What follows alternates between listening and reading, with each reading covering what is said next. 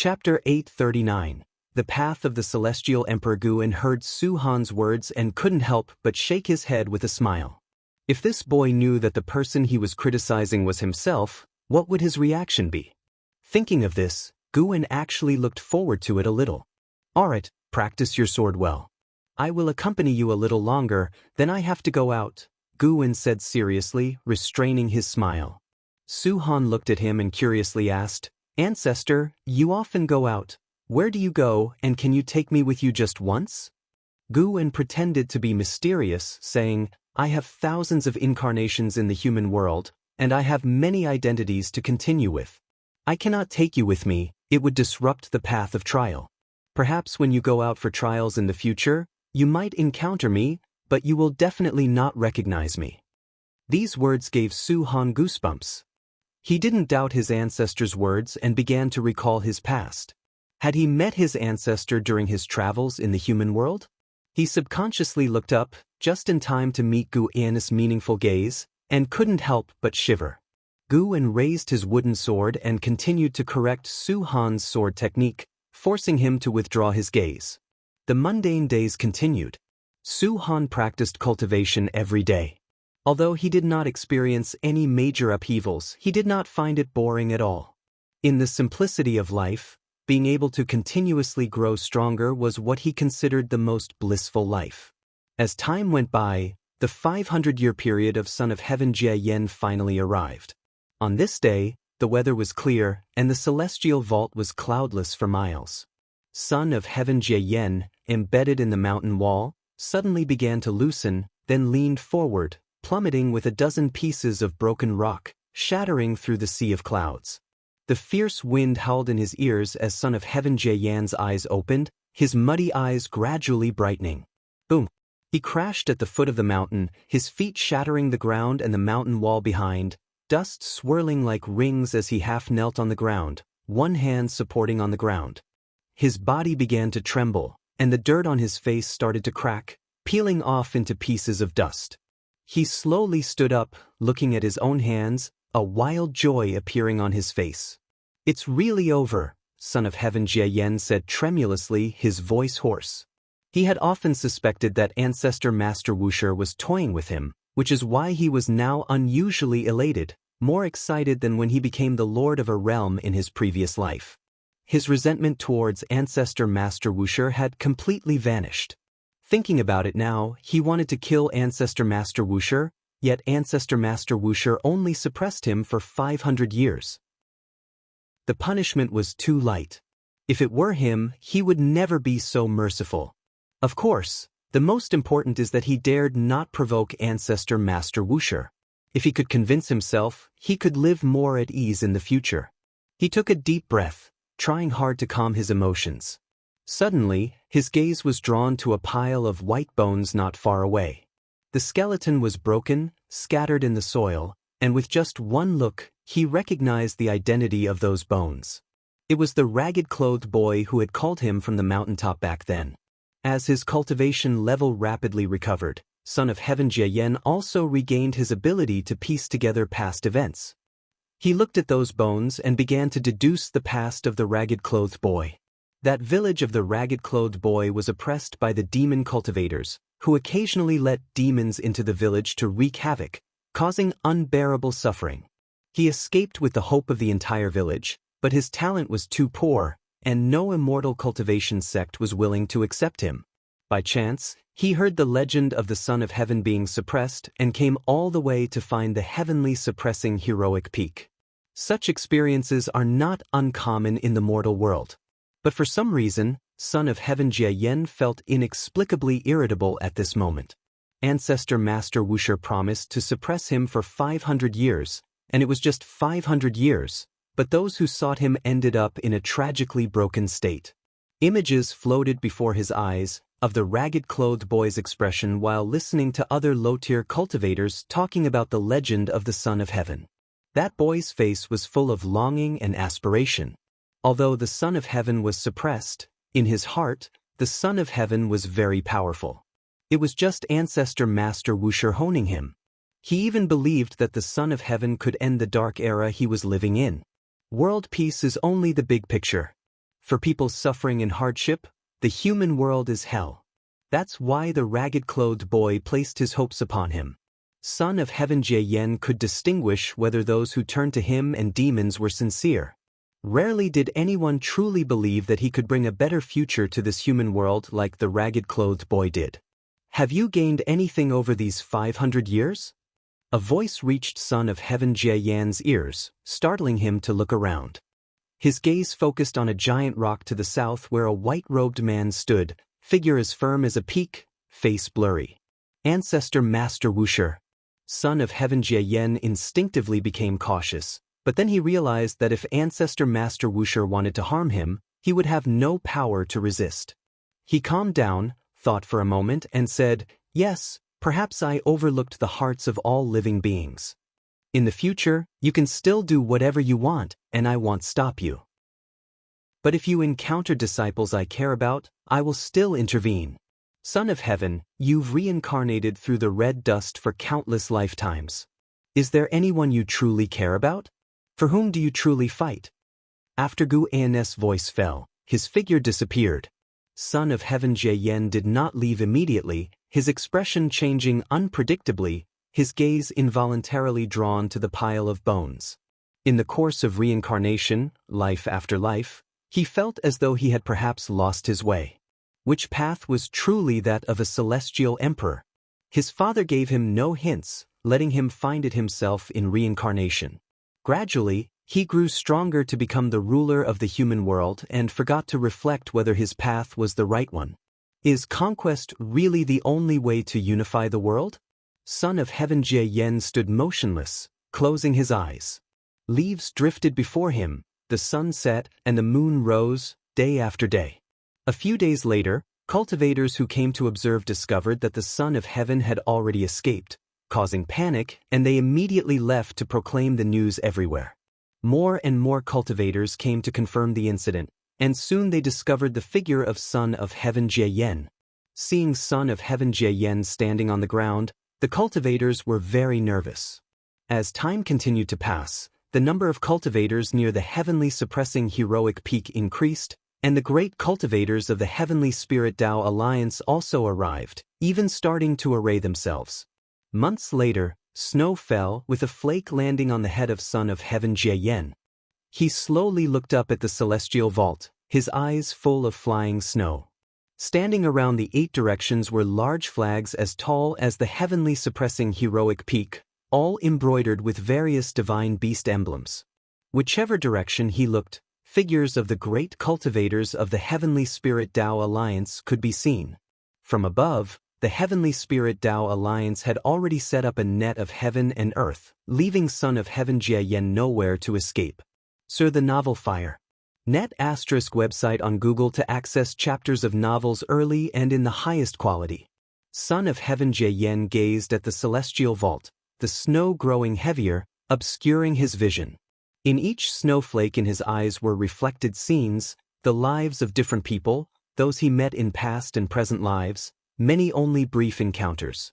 If you find any errors, ads pop up, ads redirect, broken links, non-standard content, etc., please let us know reports so we can fix it as soon as possible.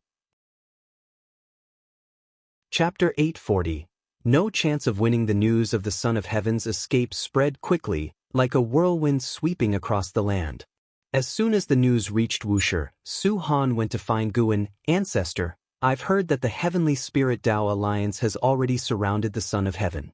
Yet, the sun doesn't leave the heavenly suppressing heroic peak. He stands at the foot of the mountain, covered by snow, without moving an inch. What is he trying to do? Su Han looked at Guan, who was sitting on the steps, and asked curiously.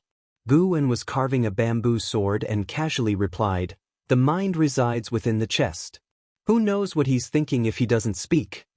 Su Han wanted to ask more, but Guan glanced at him and said, "You seem quite idle. Would you like me to arrange some tasks for you?" Upon hearing this, Su Han's eyes lit up and he quickly asked, "What tasks?" Being able to do something for Ancestor made him happy, and he was even somewhat impatient. "Return to the Heavenly Spirit Tao Alliance and check on your grandfather. He's recently encountered some troubles." Guan replied, saying this as he blew away the bamboo shavings from the sword and then handed the bamboo sword to Su-han. "Take it to your grandfather." Su-han took the sword and frowned, asking, "Ancestor, what trouble has my grandfather encountered?" "You'll know once you return." Guin did not reveal any information, which made Su-han even more anxious. He immediately performed a ritual before turning away.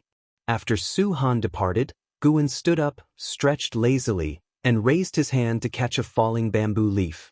As he held the bamboo leaf, his thoughts drifted. The matter concerning the Son of Heaven Jie-yen temporarily came to an end. The reason for enlightening the Son of Heaven Jie-yen was because Guin discovered something peculiar while deducing Jie-yen's reincarnation path. It was a fortune too obscure to describe. The path to sainthood. The Son of Heaven Jie-yen seemed to be walking the path of the Celestial Emperor, but he wasn't. The road he walked was guided by the Celestial Emperor, which indicated that the Celestial Emperor was also seeking the path to sainthood. What exactly is a saint? Besides breakthroughs in cultivation realm, Guin believes that one also needs breakthroughs in Tao heart. How to make a breakthrough in Tao heart? Enlightenment? Or like the Tao fruit, generate one's own power? Guin stood there and began to ponder. Sar the Nifire. At website on Google to access chapters of novels early and in the highest quality. The heavens and earth alternated between light and shadow, the seasons changed, and it wasn't until the spring of the next year that he regained his senses. He only grasped a bit of sensation, unable to fully comprehend it for the time being, so he could only set it aside. He still had to harvest the mature medicinal herbs. He wondered if relying on lifespan to constantly enhance cultivation techniques could lead to the discovery of the Holy Tao. Anyway, with lifespan still accumulating, Guin wasn't anxious. Once he had sufficient lifespan, he would focus on crazily improving both cultivation techniques and physique. When these two conditions reached their peak, they would inevitably bring him surprises. Guin turned and walked into the bamboo forest, where the sunlight was bright and the celestial vault was magnificent, just like this world, always in tranquility. Time flew by like a shuttle, and years passed like arrows. 1,000 years passed. The human world remained peaceful after the Son of Heaven Jie-yen left the seal of the heavenly suppressing heroic peak. Initially, the people of the world worried that he would again cause upheaval, but as time went on, they gradually forgot about the Son of Heaven Jie-yen. Without the threat of the Son of Heaven, the Heavenly Spirit Tao Alliance reconsolidated its ruling position, vigorously developing beyond the heavens, exploring other great thousand worlds, and the celestial spirit great world seemed to enter a period of rapid development again. In that year, heavenly suppressing heroic peak saw heavy snow again, blanketing the world in a vast whiteness. At the foot of the mountain, the tattered clothes of the Son of Heaven Jie-yen leaned against the mountain wall. Beside him lay a reconstructed skeleton, also in a sitting posture. Looking in the direction towards which the Son of Heaven Jie-yen faced, a silhouette could be seen walking towards him amidst the vast snow, faintly gleaming with golden light. As the figure approached, he revealed his true form. It was Tian Hao. He still exuded that impressive demeanor, with Dharma aspect apparent behind him, resembling a divine monarch descended from heaven. Tian Hao looked at the current state of the Son of Heaven Jie-yen with a gaze filled with peculiar colors, stopping 10 feet away to look at him. The aura of the Son of Heaven. I wonder which imperial brother has arrived. The Son of Heaven Jie-yen said without opening his eyes, his tone calm. Tian Hao replied, if it's a matter of the identity of the Son of Heaven, I am called Xianqing. Upon hearing this, the Son of Heaven Jie-yen opened his eyes, his gaze cold, examining Tian Hao, and mockingly said, Emperor Xianqing? Can't recall how long ago it was when I heard the news that Father, while training in the human world, also birthed another prince, a rare innate immortal god favored by the celestial Tao destiny. Father took him to the celestial court, showering him with great love. Alas, this son did not cherish it and actually criticized Father's political governance, leading to being cast into reincarnation, never to reincarnate. Upon seeing you today, indeed, Father loves doing things that contradict his words. He's even left you a path. Tian Hao's expression remained calm as he spoke, Father has also left you a path. In fact, he's left a path for every son of heaven. Some can see it clearly and strive diligently, while others cannot and perish in resentment. The son of heaven Jiayan closed his eyes again. Tianhao cast a glance at the skeleton beside the son of heaven Jiayan, immediately seeing through the past of that skeleton, making his expression softer. Tai Shang wants to eradicate us. Tianhao spoke again. The son of heaven Jiayan's brows furrowed momentarily, then relaxed. The dark heavenly court invaded the heavenly Tao. Tai Shang successfully led the defense and defeated the strongest presence of the dark heavenly court, gaining Father's approval.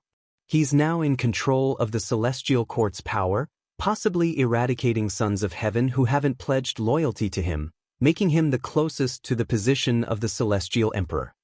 Tianhao continued speaking, his expression unchanged. The son of heaven Jiayan snorted coldly. Even those sons of heaven who pledge loyalty to him will be eradicated. Father once told me that Tai Shang is the most like him, the most suitable son of heaven to become the celestial emperor. Father has no siblings living. Tianhao said, since we've both come to the celestial spirit great world, we're linked by fate. Let's join forces. Your reincarnation trial should be concluded. During your years in reincarnation, significant changes have occurred in the celestial court.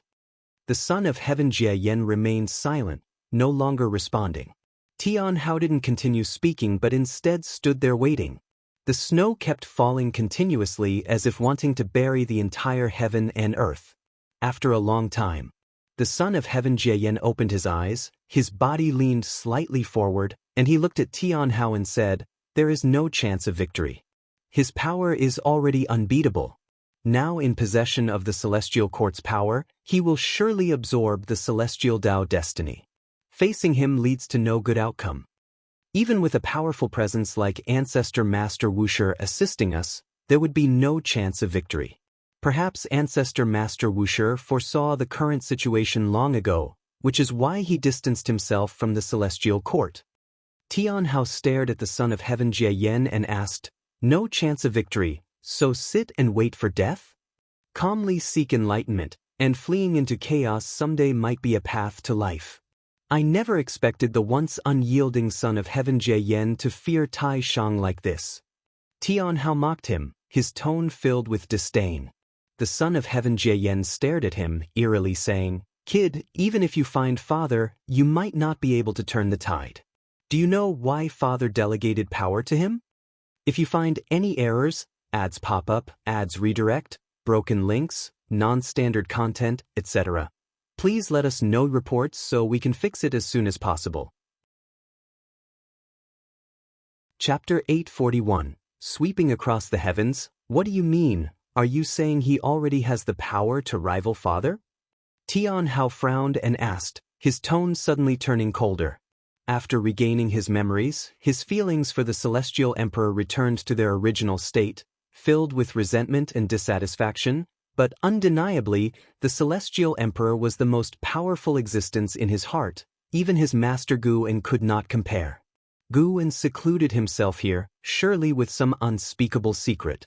While the celestial emperor is high above, overlooking all beings, none can shake his dominion.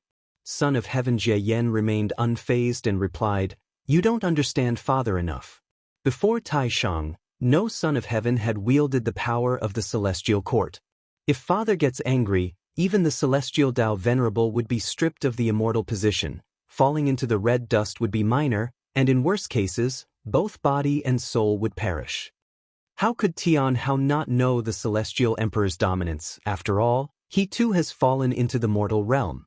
If not for encountering Master Guan, he felt he would still have to undergo countless reincarnations, not knowing where the end lies. There are not few sons of heaven like him. Within all heavens and myriad realms, many sons of heaven rise and fall, not to mention the errant immortal gods. The thought of the number of heavenly court immortals brings an immense pressure upon Tianhao. They not only have to face the son of heaven Tai Shang, but also the entirety of the celestial court's power. If Tai Shang truly has power not inferior to the celestial emperor, then they indeed have no chance of victory. The two fell into silence once more. Son of Heaven Jie closed his eyes again, continuing his enlightenment. Tian Hao turned around, preparing to leave, but just as he was halfway turned, he suddenly asked, "Are you staying here because of that mortal child?" "I am only contemplating the true path I should take. Since you and I are brothers, let me advise you. If you cannot resist Tai Shang, why not distance yourself from the celestial court, spend the remaining time on enlightenment, perhaps when you find your own road, you will see a path to life." Son of Heaven Jie replied with his eyes closed, his tone more gentle than before. Tian Hao gave him a meaningful look, then turned and left, heading back the way he came, soon disappearing into the vast white snow. The snow continued falling, landing on Son of Heaven Jie. Day by day, Son of Heaven Jie was buried by the snow, merging with the world as one. The internal strife of the celestial court did not affect the 3,000 great worlds, where their own stories were unfolding. This year, a peerless genius emerged on the path of the great Tao, cultivating both as a Taoist emperor and a primordial Tao emperor. When the unbeaten emperor ancestor from the primordial emperor domain visited Guan, he mentioned this genius, saying that in his lifetime he had never seen such a formidable genius. Even in the primordial emperor domain, it was absolutely unprecedented in history. The two of them were having tea in an inn on the Nine-Spirit continent, and the unbeaten emperor ancestor was endlessly talking about that genius, while Guan listened with interest, like hearing a story.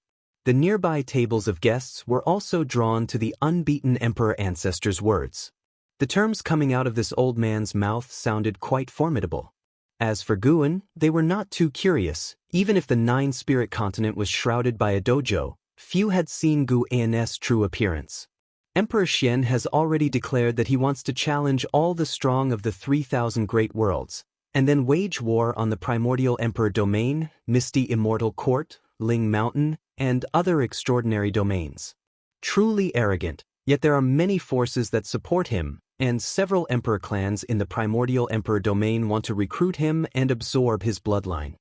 The unbeaten emperor ancestor clicked his tongue in amazement and looked at Guan asking, "In the celestial spirit great world, is there anyone who can oppose him?" He wanted to ask about Wu Shiji disciple, but didn't want to be too direct. In his view, the celestial spirit great world was not strong, it was Wu Shi who was strong. In terms of talent, indeed there are those who can outshine him, but if he arrives, no one will be able to stop him. Guan replied with a smile. He wasn't speaking frivolously, as this was something destined to happen. Emperor Xian was meant to become a legendary myth. The reason for his widespread conquests was because he had heard tales of his own legend. Unlike those tragic hero stories, Emperor Xian's life was smooth and successful. He would sweep through the heavens, sealing himself a god with supreme glory, becoming part of the immortal class, and in the era of Ji, legend has it that Emperor Xian ushered a brilliant golden age. Looking at it now, Guan saw even more. The reason for Emperor Xian's success was because he had an extraordinary existence supporting him.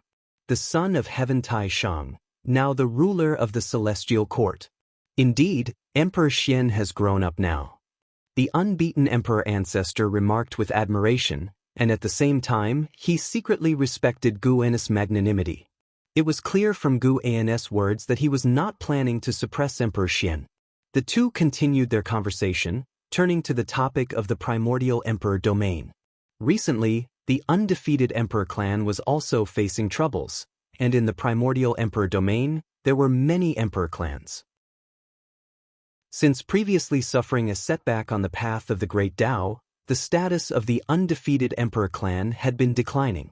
His visit this time wasn't just to see the emperor clan staying in the celestial spirit great world but more importantly to seek help. In the past tens of millions of years, he considered his performance fairly satisfactory, so he mustered the courage to come. After he finished speaking, Guan said, "I cannot help you directly, as that would violate the heavenly Tao. The current repercussions for the undefeated emperor clan result from your improper conduct, so this is a hardship you must endure. However, I can give you hope. Wait for several million more years, and I will grant the undefeated emperor clan a spot to ascend to immortality. But this spot has a threshold, and the person must satisfy me." Hearing the first half of Guan's words, The unbeaten emperor ancestor felt despondent, but upon hearing the latter part, he became overjoyed. Ascend to immortality. Even in the primordial emperor domain, the pursuit of an immortal position is sought after. But the threshold of the celestial court is extremely high. At most, they can nominate a clansman to participate in the celestial army selection. Treading the heavenly ascension stairs is exceedingly difficult, nearly impossible. Suppressing his joy, the unbeaten emperor ancestor asked, "May I ask of which tier is the immortal position?" Guin replied, "At least a star monarch. As for the specific immortal position, it depends on one's own fortune." Star monarch. The unbeaten emperor ancestor's eyes widened, his breath becoming rapid. Once, a star monarch descended to the primordial emperor domain, and even ancient existences with higher cultivation levels than this star monarch were forced to kneel. That scene remains unforgettable to him.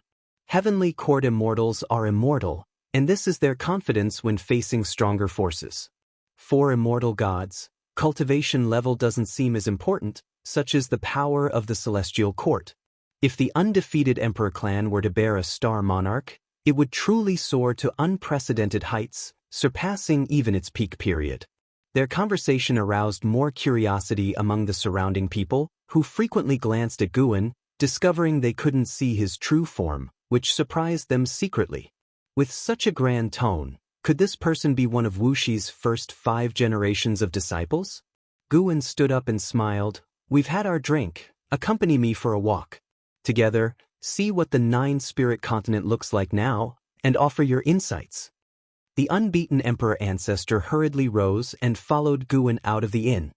His emotions were uncontrollable, the smile on his face impossible to suppress. S.E.A. the Novfire. Net website on Google to access chapters of novels early and in the highest quality. If you find any errors, ads pop up, ads redirect, broken links, non-standard content, etc., please let us know. Report so we can fix it as soon as possible. Chapter 842. Guin and the unbeaten emperor ancestor rode the clouds forward, admiring the scenery along the way. The unbeaten emperor ancestor praised everything about the 9-spirit continent. What if the person you choose is completely inclined towards the celestial court? Guin suddenly asked. The unbeaten emperor ancestor replied without hesitation, "Impossible, I would never choose such descendants." Walking from the inn to this place, he had already constructed a series of plans in his mind. After reclaiming his position as the heavenly court star lord, his next target was the celestial court. He feared the power of the heavenly court immortals, craved the heavenly court immortals' authority, but would never forget his hatred. His wife and child died at the hands of the heavenly court immortals, and until now he hasn't been able to avenge them.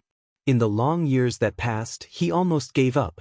Facing the unshakable celestial court, he had not a single chance for revenge, especially as the undefeated emperor clan passed down through generations. He dared not make a move against the heavenly court immortals. Back then, he submitted to Guin not just because he resented the celestial court but because living on was the only way to protect his family. Now, Guin offered him a chance as star monarch. He not only saw hope for the clan's prosperity but also the possibility of vengeance. Countless years have passed, and that celestial god must have climbed to an even higher immortal position. He wished to investigate from outside. It was almost impossible. If an associate could infiltrate the celestial court, it would be much easier. The undefeated emperor clan cannot seek vengeance against the immortals, but there must be strife among the immortals themselves. The seed of hatred sprouted once more in the unbeaten emperor ancestor's heart, and this time, it was not just anger, but unprecedented excitement. A hatred suppressed for countless years. Besides, he saw more. That was the relationship between Guin and the celestial court. Tens of millions of years ago, Guin clearly had an unknown conflict with the celestial court, but now, Guin could intervene in the immortal position, leading to many associations regarding Guin's true identity. Guin could perceive the psychological activities of the unbeaten emperor ancestor but did not point them out, only sighing inwardly. Even though the unbeaten emperor ancestor possessed the immortal emperor's eye, he could not see through the terrifying nature of the heavenly Tao. The human heart is fragile in the face of the heavenly Tao. After that, Guan spoke no more, shifting the topic to the cities along the way. Guan had his own considerations in wanting the undefeated emperor clan members to ascend to immortality because he saw that the clan would give birth to a second pair of immortal emperor's eyes. Why the immortal emperor's eyes were dreaded by the celestial court, Guan still couldn't discern, because the cause and effect of the immortal emperor's eyes had been severed, leaving no trace within the celestial court. 8 million years later, the human world acquired a new visage, the son of heaven and earth, Guan Tianyu, of the heavenly spirit Tao alliance, fully matured. Although a profound Yuan-free immortal, he could challenge a Luotian-free immortal without defeat, shaking the universe. The name Guan Tianyu spread throughout the land, even Qi cultivation realm cultivators discussing his might. In the eyes of the world, Guan Tianyu was already number one. However, the good times did not last long, as the celestial spirit Great World received an unexpected guest. It was none other than Emperor Xian, who combined the Taoist Emperor and Primordial Tao Emperor titles, arriving through the World Gate, with the celestial spirit god not obstructing him. If he infiltrated the celestial spirit Great World, he would be captured and exterminated by the celestial spirit god. Emperor Xian called out to the entire celestial spirit Great World, attracting all the great cultivators to battle in outer heaven.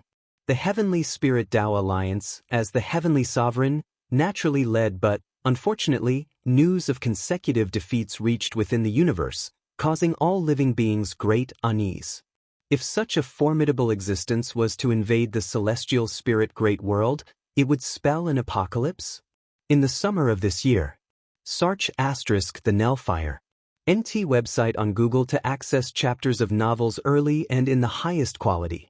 At the foot of the heavenly suppressing heroic peak, the son of heaven Jie Yen was meditating and cultivating, a skeleton still by his side, just it became more natural than before, showing no signs of having been shattered, and was identical in posture to him. Now the human world no longer paid attention to him, including the heavenly spirit Tao alliance, which, ever since Guan Tianyu matured, completely ceased to surveil him. Boom! A deafening roar came from the sky.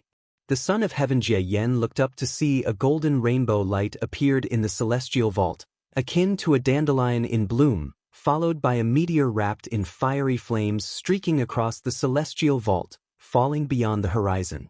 Master, what's happening in outer heaven? Why doesn't it settle down? A voice came from beside him, the talking skeleton, its voice identical to the cloth-clad youth back then. The son of heaven Jie Yen replied, "It's just people in combat. Don't worry, the heavens won't collapse." Is it that self-proclaimed Emperor Xian fighting? Yes. It's been so long he hasn't been defeated yet?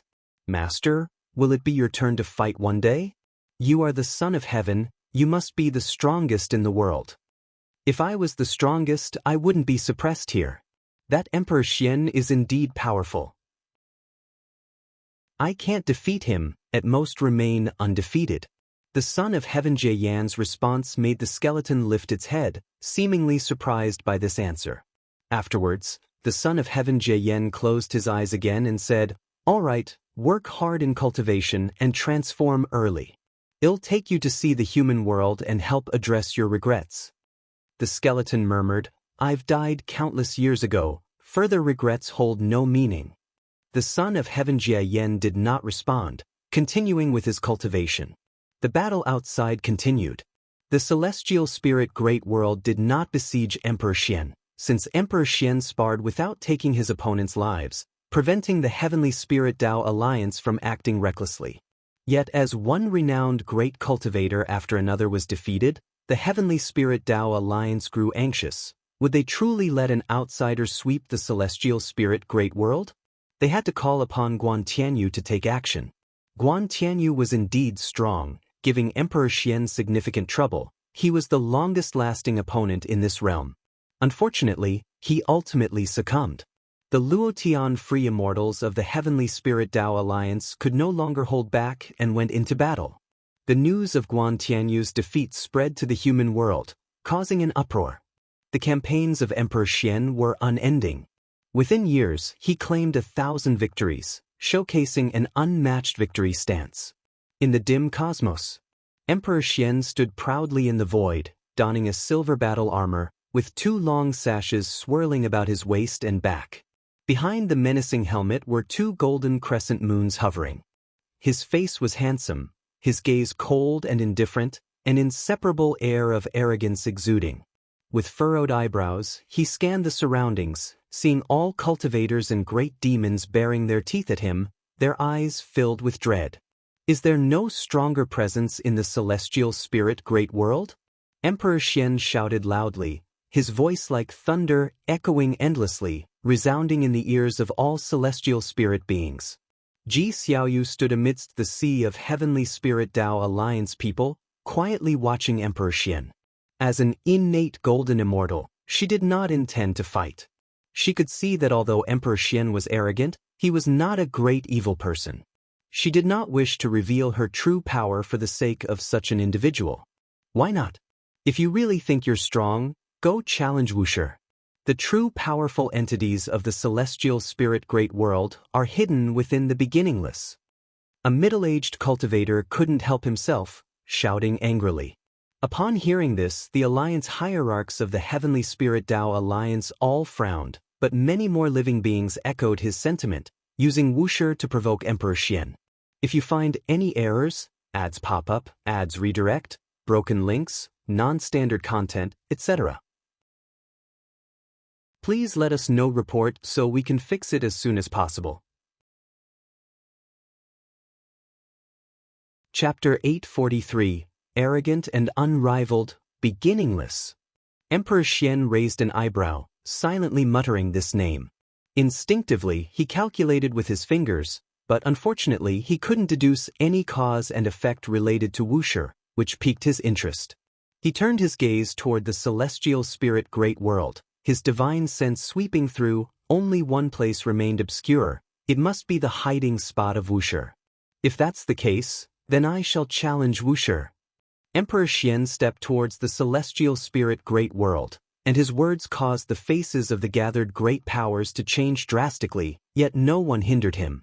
Firstly, they couldn't stop him. Secondly, they hoped Wuxia could suppress Emperor Xian's arrogance.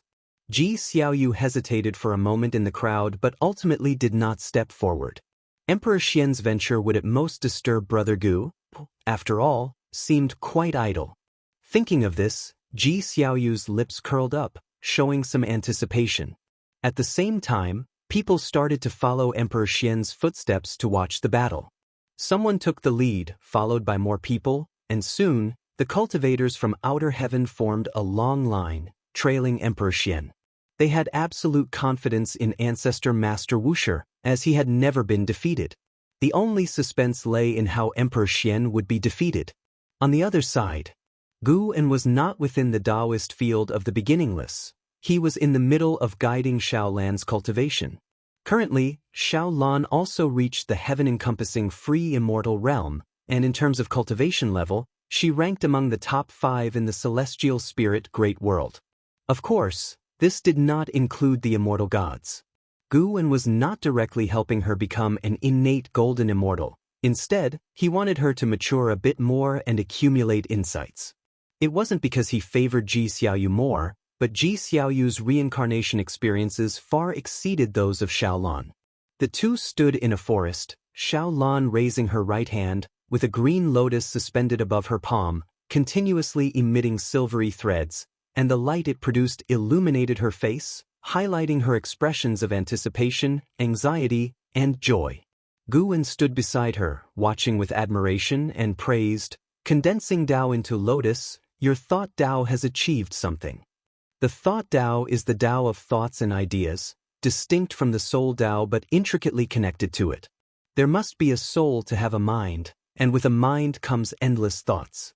Cultivators comprehend the Tao with the 3,000 great Tao, but few choose to cultivate the thought Tao. Guan, although primarily focusing on the path of cause and effect and the path of power, has dabbled in the 3,000 great Tao, and even if he is not familiar, his perspective and insights into the thought Tao are enough to benefit Xiaolon greatly. Without Brother Gu, how could I have such fortune? Xiaolon looked up at Guan, speaking with a bright smile. In the Xiao family, she was the supreme and revered ancestor, but in front of Guan she was always the younger sister. Memories of past and present lives merged without erasing her original colors, even fostering a new self. Xiaolon withdrew her hand and dispersed the green lotus within it. She turned to Guan and curiously asked, "You should have heard the conversation from outer heaven. That Emperor Xian is about to challenge Wuxia. Aren't you returning?" Guan shook his head, chuckling. "A trivial Emperor Xian still requires my intervention? Oh, is there a disciple within the beginningless more formidable than Emperor Xian?" Xiaolon grew more curious. Guan smiled silently, then followed up, "Since you don't want to practice anymore, take me for a walk. Your Xiao family has truly grown larger. Its reputation has even spread to the 9-spirit continent." Xiaolon hugged Guan's arm and responded, "Large it is, but problems have also increased, with emotions and reasons entangled. Sometimes it's truly hard to resolve. I gradually understand why you left the Supreme Sect." The two departed the forest while continuing their conversation. The Xiao family is still just beginning. Compared to the ancient clans standing in the 3,000 great worlds, the Xiao family is merely starting out. I left the Supreme Sect simply to change my environment, change my mood, and maybe one day I'll leave the celestial spirit great world. Guan comforted. Although the Xiao family had various troubles, overall they had not gone astray. Currently, the Xiao family had thousands of disciples, so it was inevitable that some evil individuals existed. Fortunately, the Xiao family's laws were strict and didn't shelter evildoers, so Guan's impression of them remained decent. "If you leave the celestial spirit great world, then I'll follow you. I have already served the Xiao family well." Xiaolon spoke with a radiant smile, her tone filled with anticipation. She had traveled the path of the great Tao and knew that there was a vaster world beyond the heavens. Following Guan through the heavens would indeed be an unparalleled experience. Shooting stars streaked across the sky, a phenomenon of the great powers descending upon the mortal realm. Emperor Xian flew towards the 9-spirit continent, his divine sense enveloping the heavens and gaining a deeper understanding of the celestial spirit great world. Immortal gods, son of heaven, ancestor master Wuxia, this great thousand world is indeed fascinating. Emperor Xian's eyes burned with fighting spirit, eager for the upcoming battle. As he flew, he approached the vicinity of the 9-spirit continent. Below, a boundless ocean spread, with spirit mist surging at the horizon like a wall at the world's edge, mysterious and grand. Countless great power cultivators descended from the heavens, hovering in the distance, watching Emperor Xian's back, whispering amongst themselves. Two figures flew over from the other side of the heavens, one of them handsome and valiant. Though dressed in simple Taoist robes, his spirit was akin to a treasure sword emerging from its sheath, attracting attention. This person was the top prodigy of the Heavenly Spirit Tao Alliance, Guan Tianyu. After being defeated by Emperor Xian, Guan Tianyu returned to heal. Upon hearing Emperor Xian challenging Wuxia, he couldn't resist coming to watch. Alongside him was his master, ancestor Master Qingguang, one of the hierarchs of the Heavenly Spirit Tao Alliance. "Master, will ancestor Master Wuxia show up?" Guan Tianyu halted, gazing distantly at Emperor Xian's figure, voicing his inquiry. Though he had always stayed within the Heavenly Spirit Tao Alliance, he held a curiosity regarding Wuxia. Having met disciples of Wuxiji, their brilliance inspired him. Even though he had grown powerful, he didn't feel confident enough to challenge Wuxia, as the Heavenly Spirit Tao Alliance continuously advised, to be spirited but not arrogant, especially maintaining respect for Wuxia. As one senior hierarch noted, all living beings in the celestial spirit great world owe a debt to Wuxia. Ancestor Master Qingguang mused, "It's unlikely that he will appear, but with Emperor Xian already at the doorstep of Wuxi's Tao sect, an entertaining show awaits us." Guan Tianyu was about to further inquire when suddenly Emperor Xian's voice rang out, resounding stone-shattering. "I am Emperor Xian, here to challenge Wuxia. regardless if it's ancestor master Wuxia or Wushiji disciple, come forth and face me. Let me see if the celestial spirit great world houses any true formidable ones. Emperor Xian's voice was filled with arrogance, and his disdainful tone towards all living beings roused anger among the spectators, who all glared furiously at him. No one insulted Emperor Xian verbally, as he had consistently proven himself through victories, establishing himself undeniably as a strong figure. Ia the Novfire. Net website on Google to access chapters of novels early and in the highest quality. For now, the cultivators anticipated Wuxi's response, yearning to see Emperor Xian defeated. If you find any errors, ads pop up, ads redirect, broken links, non-standard content, etc., please let us know reports so we can fix it as soon as possible. Chapter 844. Myriad dragons ascending to heaven. Emperor Xian's voice echoed throughout the 9-spirit continent, capturing the attention of all living beings within it.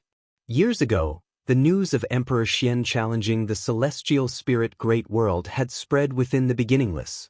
Many were curious if Emperor Xian would eventually battle at the gates of the Wuxia sect, and to their surprise, he indeed came.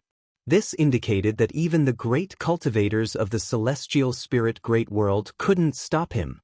Within the continent, those cultivators in seclusion came out one after another, and more living beings gathered in the direction from where the voice came. Emperor Xian stood proudly in the sky, his long scarf fluttering like a dragon. Behind his head, 2 golden crescent moons shimmered with dazzling golden light. With each flash, the 2 golden moons grew larger, and his aura intensified accordingly. The ocean began to surge, waves overlapping, thunderclouds gathered above, and faint thunder roared. The spirit mist surrounding the 9-spirit continent also started to surge violently, as if ready to sweep towards the celestial vault, shaking the skies. Guan Tianyu watched Emperor Xian's back with furrowed brows, sensing an incredibly terrifying aura, realizing Emperor Xian hadn't been serious with him. Could it be that this number 1 prodigy under heaven is truly no match for the prodigies on the path of the Great Tao?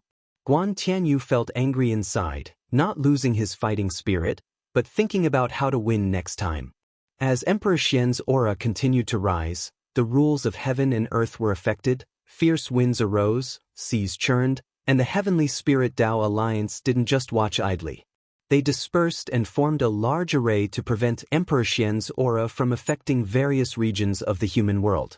Emperor Xian's gaze was fixed on the 9-spirit continent, unable to penetrate the patch of spirit mist, making him anticipate the upcoming battle even more.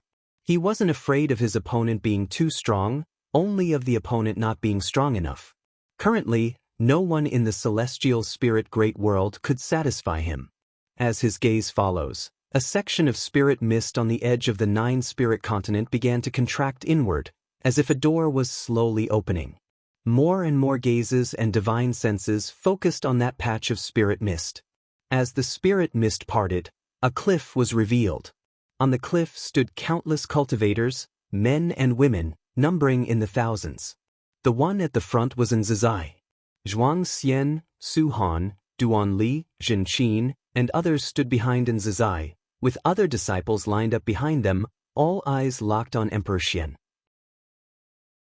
None of the Wushiji disciples' faces showed fear, instead displaying expressions of mockery, curiosity, and indifference. The great cultivators in the realm were seeing so many Wushiji disciples in one place for the first time.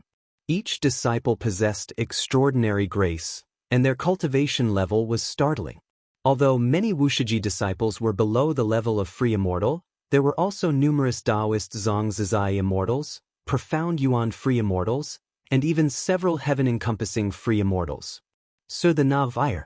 Net website on Google to access chapters of novels early and in the highest quality. The foundation of the beginningless was revealed all at once. Those long-lived beings noticed that no second-generation disciples appeared, sparking curiosity about the strength of the Wuxia sect. Thinking carefully, it had been many years since the second-generation disciples showed themselves. It's hard to imagine how strong they are now. Is that Emperor Xian? His aura is so strong. Senior brother, which master or uncle is willing to step in? Su Han stood alongside Nzizai, asking excitedly. He had never seen such a grand spectacle, with cultivators and great demons watching from all directions, giving a sense that the world was paying attention. Guan wasn't present, so Su Han thought a second-generation disciple should step in. He had seen some of them, each with unfathomable cultivation. He even felt that his own master might be the weakest. To deal with this person, why bother our elders? Nzizai stated calmly. After speaking, he took a step forward, stopping at the edge of the cliff, standing against the wind. Emperor Xian's gaze involuntarily fell on Nzizai. He marveled at the complexity of the Wusher sect, while Nzizai gave him a very powerful impression. I am the third-generation head disciple of the beginningless, Nzizai. Since fellow Taoist wants to fight, I will oblige. Nzizai's voice resounded beneath the thunderclouds, clearly heard by all. Many great cultivators had interacted with Nzizai, though they weren't sure how strong he truly was. Today, hearing Nzizai's willingness to fight, they perked up and began to anticipate. No one dared doubt the foundation of the beginningless. As the third-generation head disciple, Nzizai often traveled among the sects under the heavens, being the most familiar Wusher disciple to the various sects under the heavens. But until now, Nzizai hadn't fought anyone. At least, they hadn't seen or heard of it. I hope the beginningless will not disappoint me. Emperor Xian's voice was overwhelmingly proud, filled with immense confidence. As his words fell, he stepped toward the nine-spirit continent. The world suddenly darkened, thunderclouds erupted with countless lightning bolts, all intertwining with the two crescent moons behind him. At a glance, it seemed as if he had grown a pair of gigantic lightning wings, spectacular and unparalleled. As he approached the nine-spirit continent, his aura grew even stronger, each step stronger than the last. The world darkened, terrifying waves surged like the end of the world. The fierce wind came roaring at Nzizai, yet he stood immovable like Mount Tai. Su Han watched Nzizai's back, eyes wide. It was the first time he felt Nzizai's strength. Not only him, but the younger generation like Zhuang Xian and Duanli were equally inspired, anticipating Nzizai's might. Not only were the various sects under heaven curious about Nzizai's strength, the Wusher sect itself was equally curious. As Emperor Xian got closer to the nine-spirit continent, more and more living beings came to watch. Amidst the dark celestial sea, Emperor Xian became the most dazzling presence, yet the Wusher disciple standing on the cliff of the continent also exhibited a fierce courage that made it hard for any living being to judge who would win.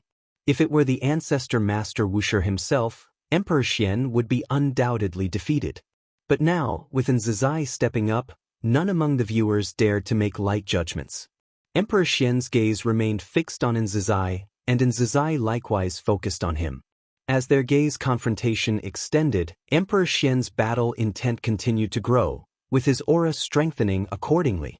The destinies of the primordial Tao Emperor and the Taoist Emperor infused into the two golden crescent moons, energizing his entire being with two completely different types of aura flames.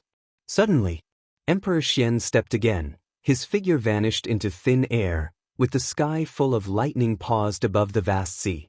Nzizai's eyes sharpened, striking upward with his right palm, his hand twisting at the wrist, striking forward with a sky-pushing gesture. Boom! Emperor Xian materialized in the air above Nzizai, less than 100 yards apart, two immensely powerful forces of mana clashing, scattering the surging spirit mist and revealing the towering mountains of the nine-spirit continent. In an instant, Emperor Xian's brows furrowed suddenly. Before he could react, intense light burst from the roiling ocean, illuminating the world as silver dragons leaped from the sea, crashing into Emperor Xian. Despite using mana to block, he was pushed up towards the celestial vault. Endless silver dragons continued to leap from the sea, charging forward recklessly, relentlessly tearing at Emperor Xian's mana, counting sidestimble the multitudinous dragons. Emperor Xian gritted his teeth, intent on unleashing divine skills, only to find an unmovable suppressive force enveloping him, unable to teleport, leaving him to withstand with mana alone. In a blink, he was hurled through the celestial Tao light layer into the outer void, his mana fully depleted, unable to recover fast enough to sustain his expenditure. A giant dragon far larger than the rest emerged from the celestial Tao light layer, its dragon head alone equivalent to half the size of the celestial spirit great world, its mouth opening wide to swallow him whole. Deafening silvery dragon roars echoed in his ears, assailing his mind. How is this possible? Emperor Xian's eyes widened, his heart roaring in fury, and he was immediately engulfed in vast silver light. Su Han, witnessing Nzazai's back, asked wide-eyed, "What divine skill is this?" Standing in front of him, Nzazai didn't turn back but spoke calmly, "Myriad supreme palm, second palm, myriad dragons ascending to heaven. If you find any errors, ads pop up, ads redirect, broken links, non-standard content, etc., please let us know reports so we can fix it as soon as possible." Chapter 845. The Change of the Future Myriad Supreme Palm. The second palm. Myriad dragons ascending to heaven. Su Han felt a surge of emotions upon hearing this. He had heard of the myriad supreme palm, which was said to have been passed down from their ancestor to the eldest disciple. Nobody else within the beginningless knew it, and it was said that the ancestor once said that mastering the myriad supreme palm allows one to be invincible across all heavens. There were many such claims. The beginningless had too many secret skills, so Su Han had never believed it before. But seeing it today, he believed and was even moved. He wanted to learn this skill. It wasn't just him, other disciples of beginningless were also excitedly looking at the celestial vault. The silver light covering the sky robbed the world of color, while silver dragons continuously surged from the ocean before them, soaring upwards towards outer heaven. Myriad dragons ascending to heaven. The so-called dragons were dragon chi of the great Tao, constantly emerging and crashing into Emperor Xian, devouring his mana. The celestial Tao light layer of the celestial spirit great world was pierced through, with a silver light arc appearing from heaven to the depths of the universe, incredibly magnificent. That was the trace of the myriad dragon's sweep. Once the arc ceased to extend, Emperor Xian's aura weakened significantly. He flew out from the vast silver light, covered in blood, hair disheveled, in extreme disarray. The two golden crescents attached to his chest dimmed considerably. This scene was caught by countless great cultivators. After a brief silence, a commotion erupted among the great cultivators above the ocean. Such an overbearing divine skill. To solve Emperor Xian in just one move, what kind of cultivation level does this Nzazai possess? Could it be the mythical innate golden immortal realm? CTH novel, F.I.R. at website on Google to access chapters of novels early and in the highest quality. No, I can feel his aura is still within the heaven-encompassing free immortal realm, but he is the primordial Tao Emperor. Carrying the destiny of both the primordial Tao Emperor and Taoist Emperor, yet unable to surpass the primordial Tao Emperor? Beginningless truly hides dragons and crouches tigers. Hearing the discussions all around, Ji Xiaoyu also had a look of surprise on her face. She knew the second-generation disciples of the beginningless were strong, and perhaps even hid innate golden immortals, but she didn't expect even the third-generation disciples to be this powerful. Indeed, that fellow, though lazy, became incredibly strong through daily cultivation together. Guan Tianyu was equally shocked. He had battled Emperor Xian, whose profoundness once filled him with despair. He never expected such a powerful Emperor Xian to be so easily defeated by Nzazai. He had seen Nzazai before when he visited the Heavenly Spirit Tao Alliance, and many alliance hierarchs had personally welcomed him. But at the time, he only marveled at the supreme status of beginningless, not thinking Nzazai was particularly powerful. Now, as he gazed from afar, Nzazai stood on the cliff edge of the nine-spirit continent, facing the wild wind, a stance that gave him immense shock. Is this the beginningless? Guan Tianyu suddenly felt that Heavenly Spirit Tao Alliance was just SOSO, and perhaps even the so-called Celestial Court couldn't compare to the beginningless. Truly terrifying, among the third-generation disciples of beginningless, many have extraordinary talents, and the future disciples also have exceptional gifts, but none can shake his position, his master, the ancestor of green light, said with genuine admiration. Everyone marveled at Nzazai's strength, while some rushed to outer heaven to check on Emperor Xian. In the depths of the universe, before the world gate, the celestial spirit god, Tian Hao, and Tai immortal monarch stood side by side, witnessing Nzazai's strike. Myriad supreme palm, what powerful creation, those dragons are all the power of the great Tao, Tai immortal monarch praised. He had interacted with Nzazai many times and had long realized this child was no ordinary, so today's display didn't surprise him too much. Tian Hao's eyes were also full of admiration. This disciple of Beginningless, surnamed Ng, was his sister Nzin's eldest disciple, and he naturally regarded him as his own.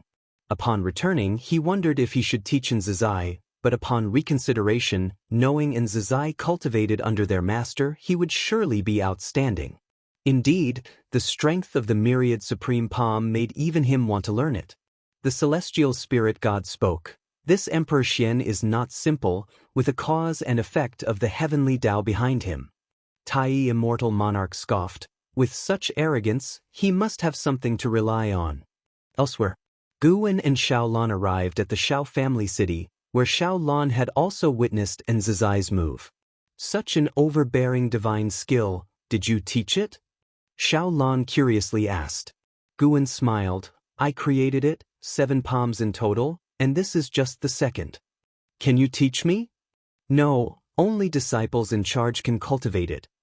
Guwen rarely refused, as he intended to make the myriad supreme palm the hallmark secret skill of the Beginningless. Though a bit disappointed, Xiaolan didn't pester him. She then asked, what is the origin of this Emperor Xian? What if Nzazai accidentally kills him? Guwen replied meaningfully, he has significant backing.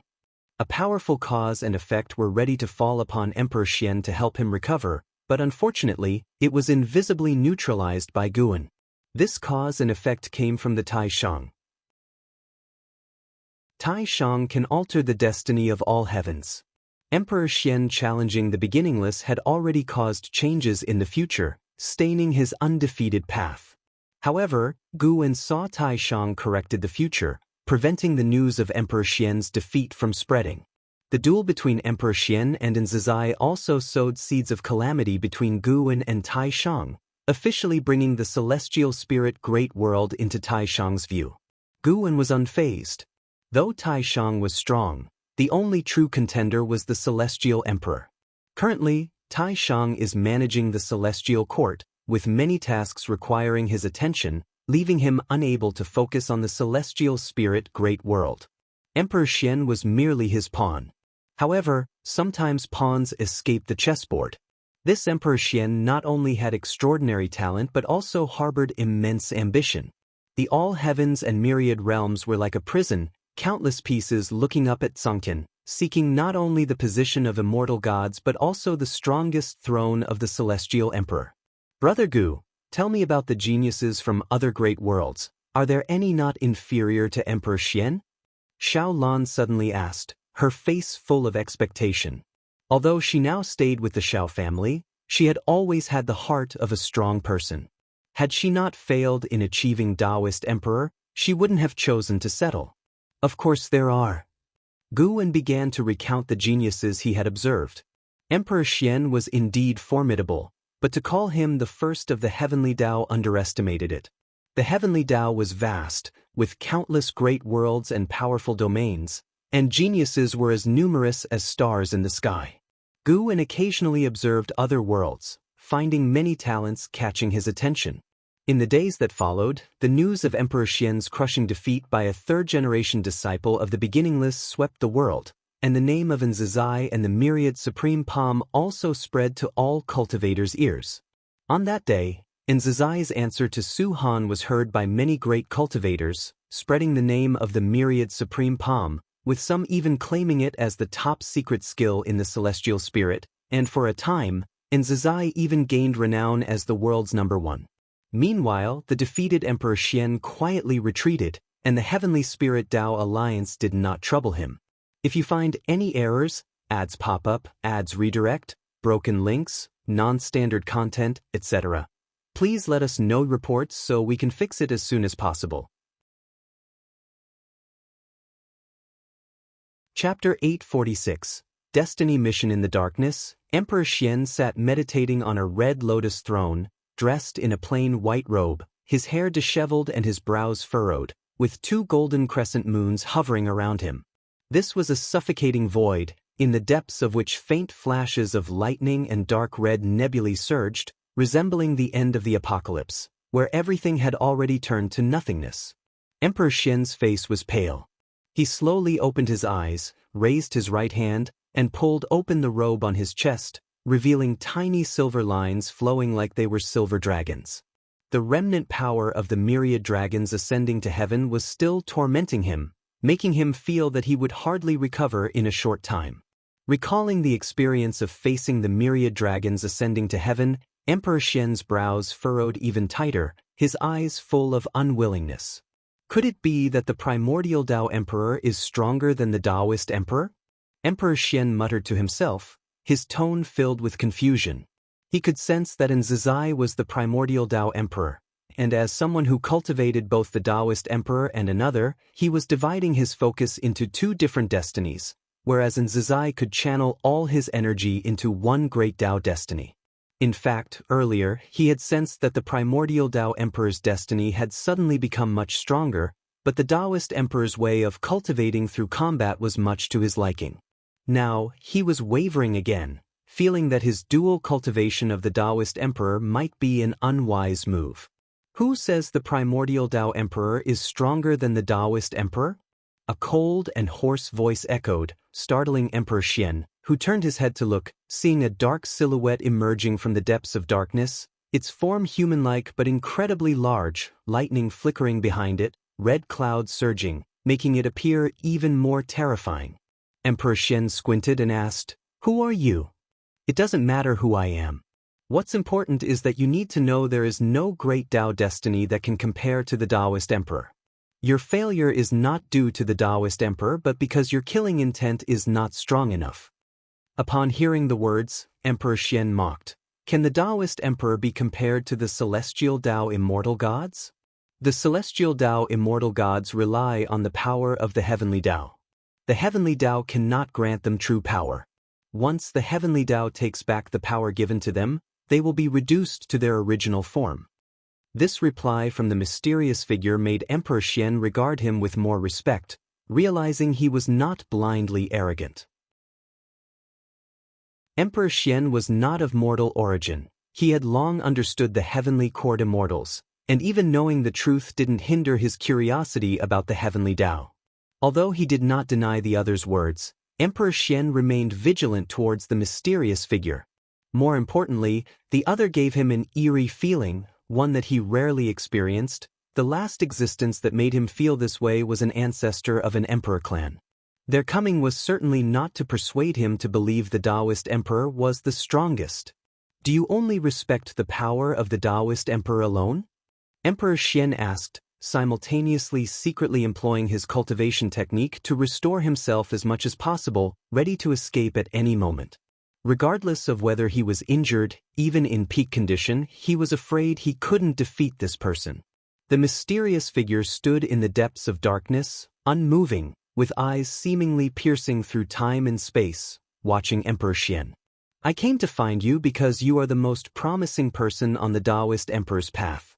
I am guided by the Taoist Emperor and will grant you greater power.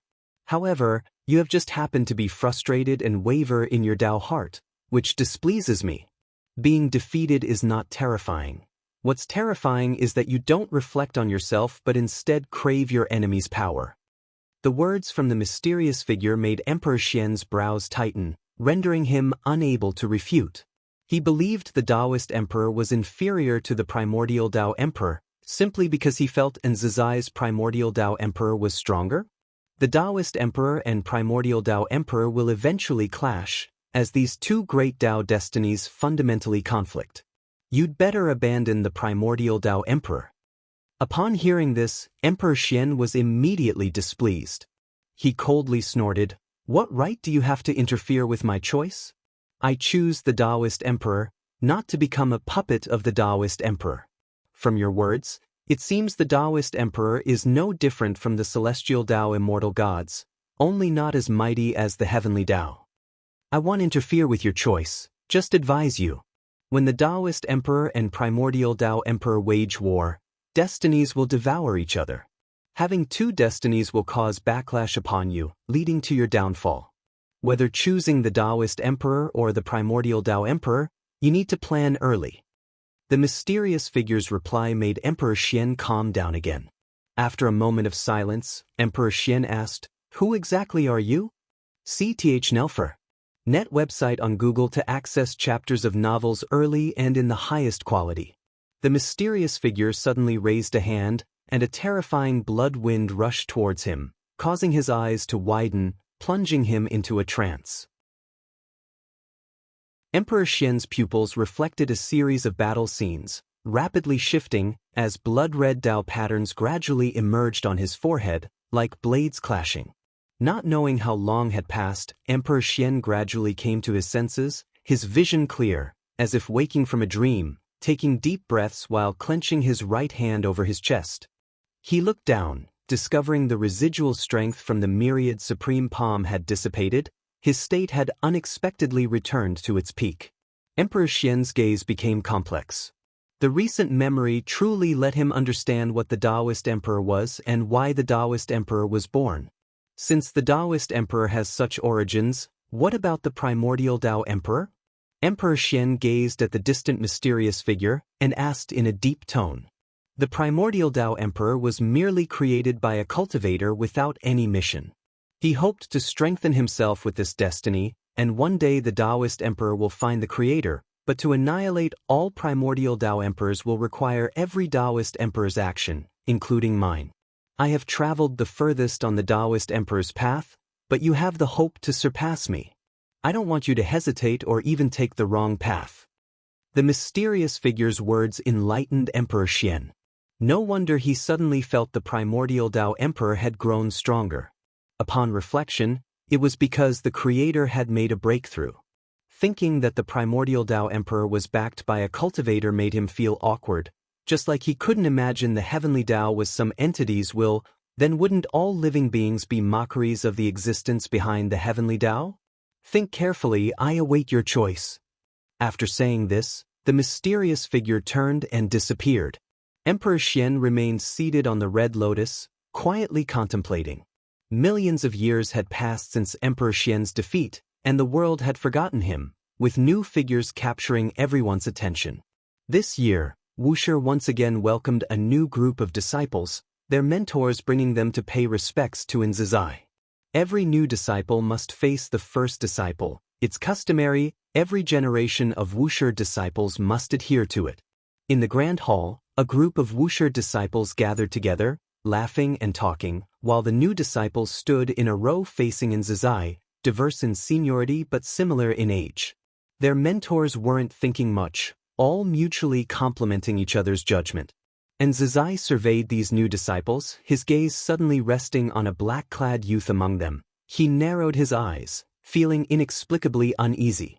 If you find any errors, ads pop up, ads redirect, broken links, non-standard content, etc., please let us know reports so we can fix it as soon as possible.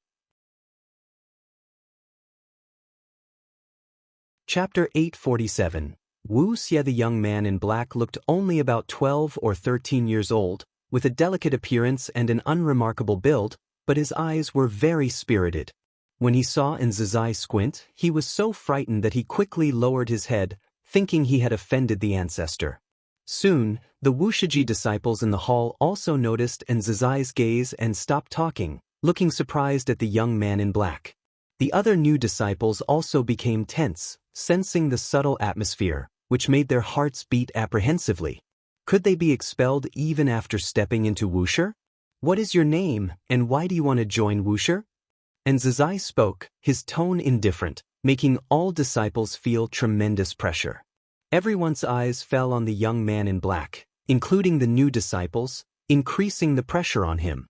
Cautiously, he raised his head, faced with Nzizai's gaze, and quickly lowered it again, trembling as he answered, "My name is Wu Xie, born in Yang City." I've grown up listening to the legends of Wuxia, and I want to become a Wuxiji disciple, someone like Ancestor Master Wuxia. Yang City is a city on the Nine-Spirit continent, not particularly prosperous but known nevertheless.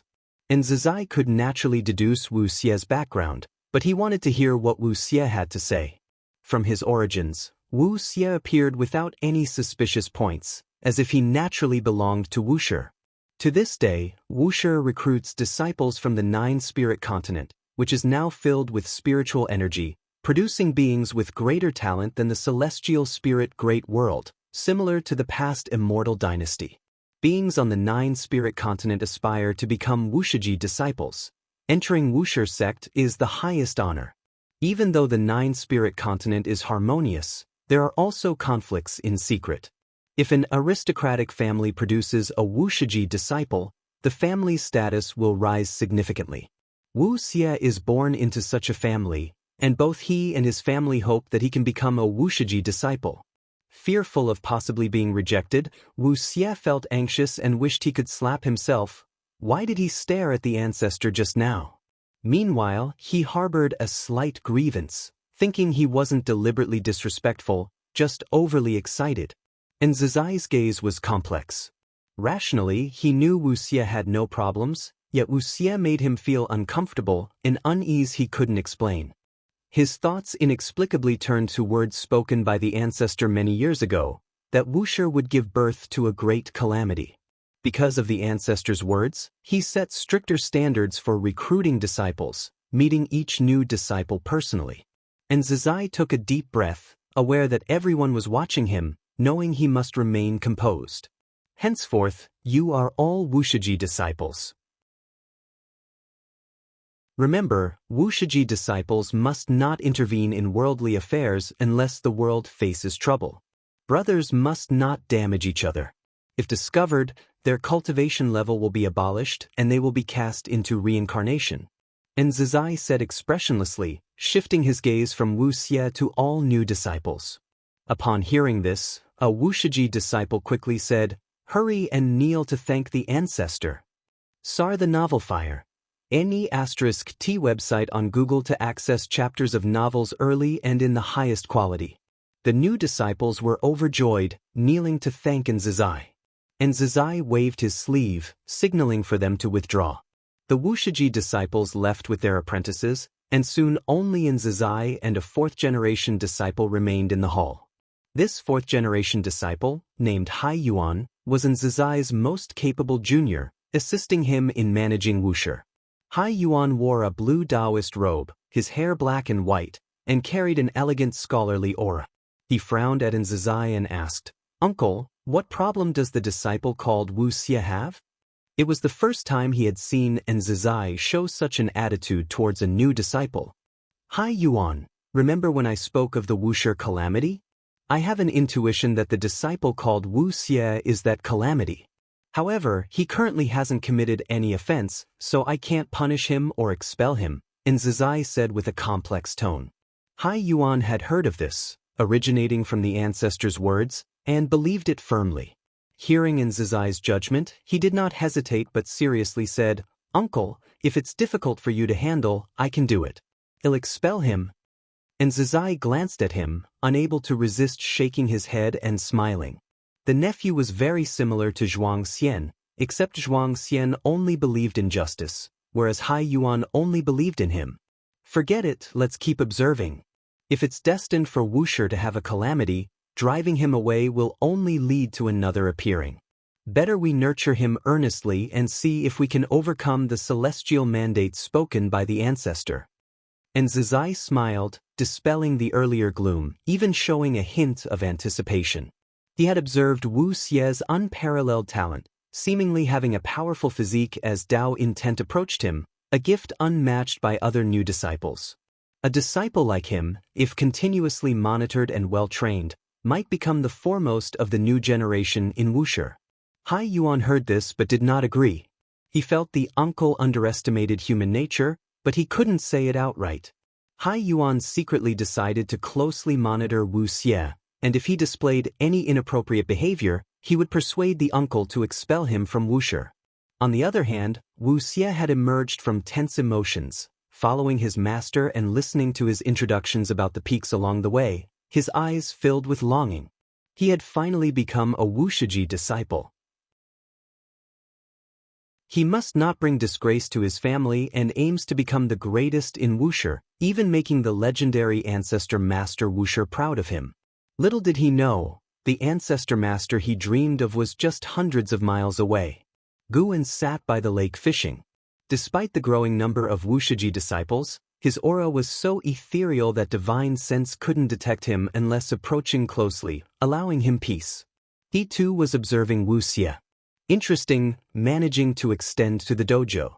Though the process was intricate, it's indeed resourceful. Guan murmured, a faint smile appearing. Wu Xie posed no issue, but Wu Xie's primordial ancestor did. When alive, the primordial ancestor was invaded by the great Tao destiny of the Taoist emperor, always lurking, later joining the nine-spirit continent and passing on this destiny. Long ago, Guan had noticed this but did not mind, even anticipating what might transpire. He did not resist the Taoist emperor, though unfortunately, the Taoist emperor disliked him. Great Tao destiny is not just between you and me. Guan murmured leisurely. At that point, the fishing rod began moving, compelling him to sit up straight and start pulling the rod. After a tugging battle, he retrieved the rod, with a half-transparent goldfish hooked. It transformed from spiritual energy in the lake, possessing spiritual intelligence, unlike beings, and he called them lake spirits. The lake spirit struggled on the hook, and Guan removed and released it back into the lake before continuing to fish. If you find any errors, ads pop up, ads redirect, broken links, non-standard content, etc., please let us know reports so we can fix it as soon as possible. Chapter 848. Wu Xie entered Wusher without causing any stir within, while Zizai and Hai Yuan only paid attention to him secretly. Sir the Novel Fire. Net website on Google to access chapters of novels early and in the highest quality. 100 years later, Zizai summoned Wu Xie. Having grown up, Wu Xie was elegant and handsome, and like most Wusher disciples, had the demeanor of the immortal family. He still wore black clothes, but his outfit had become more refined, with a cyan jade hairpin on his hair crown, exuding extraordinary poise. Zizai met him on a cliff. Wu Xie came up behind Zizai and bowed to salute.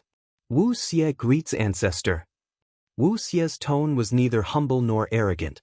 Upon careful listening, one could hear a hint of flair in his voice.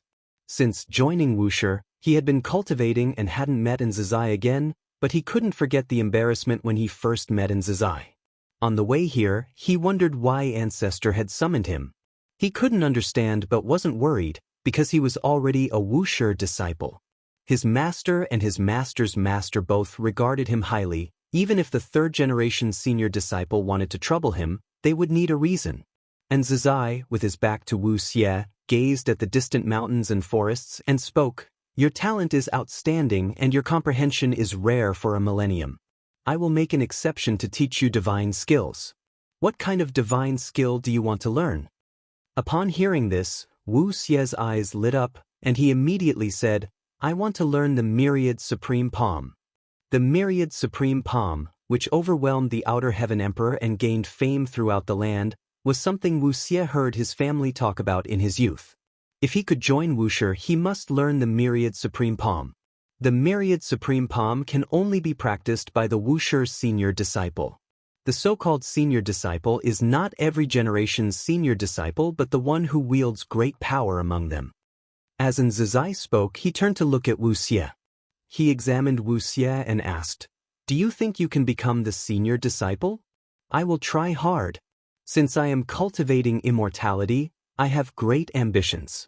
I don't want to live a lifetime of quiet cultivation." When Wu Xie said this, his eyes were bright and fearless as he met Zizai's gaze, full of vigor, like a sharp sword drawn from its sheath. Zizai had to admit that he liked Wu Xie's sharpness because it was something other disciples did not possess, only seen in the world's #1 prodigy. But the thought of Wu Xie using Wushi's divine skills to cause chaos in the human world gave him some discomfort. Ancestor, I temporarily lack the qualifications to practice the myriad supreme palm. Why don't you decide? Whatever you teach, I will learn. I'm not picky. I feel that only by mastering all divine skills and Taoist techniques can I reach the ancestor's realm. Wu Xie said excitedly, mentioning the ancestor. He clenched his fists tightly. And Zizai nodded and said, then start with learning the escape skill first. Penetrating the essence of all things is seeing through all things, which will aid in your comprehension of heaven and earth. Thank you, ancestor. Wu Xie saluted again. Thus, Wu Xie began to follow in Zizai in cultivation.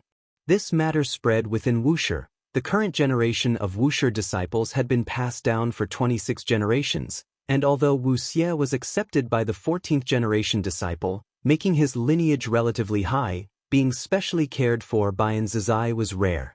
Everyone could feel a new star rising, and Wu Xie might become a representative figure of Wuxia. Since then, many disciples took the initiative to visit Wu Xie, making his pride grow ever larger. 10,000 years passed in the blink of an eye. Wu Xie had already become a genius disciple of Wuxia, and his fame even spread beyond the 9-spirit continent. On this day, Su Han came to the bamboo forest to visit Guan, talking about Wu Xie. This Wu Xie is truly extraordinary. After merely 10,000 years of cultivating immortality, he's already a divine thought true immortal. The key is his comprehension. He can learn any divine skill or spell just by seeing it once. It's simply absurd. Su Han said, standing in front of Guan, spreading his palms, his tone helpless. Once, he thought his talent was the highest, but after coming to Wuxia, he found geniuses abound, and some people's talents amazed him. Wu Xie's sudden rise made him feel that the foundation of the 9-spirit continent and the celestial spirit great world aren't on the same level. Guan, who was reading a book, casually said, that's just because the divine skills he encountered were too low level. Some divine skills cannot be mastered just by seeing them once.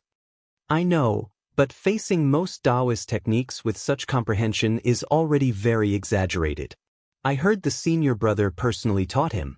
Ancestor, is there an arrangement of yours in this? Su Han asked curiously.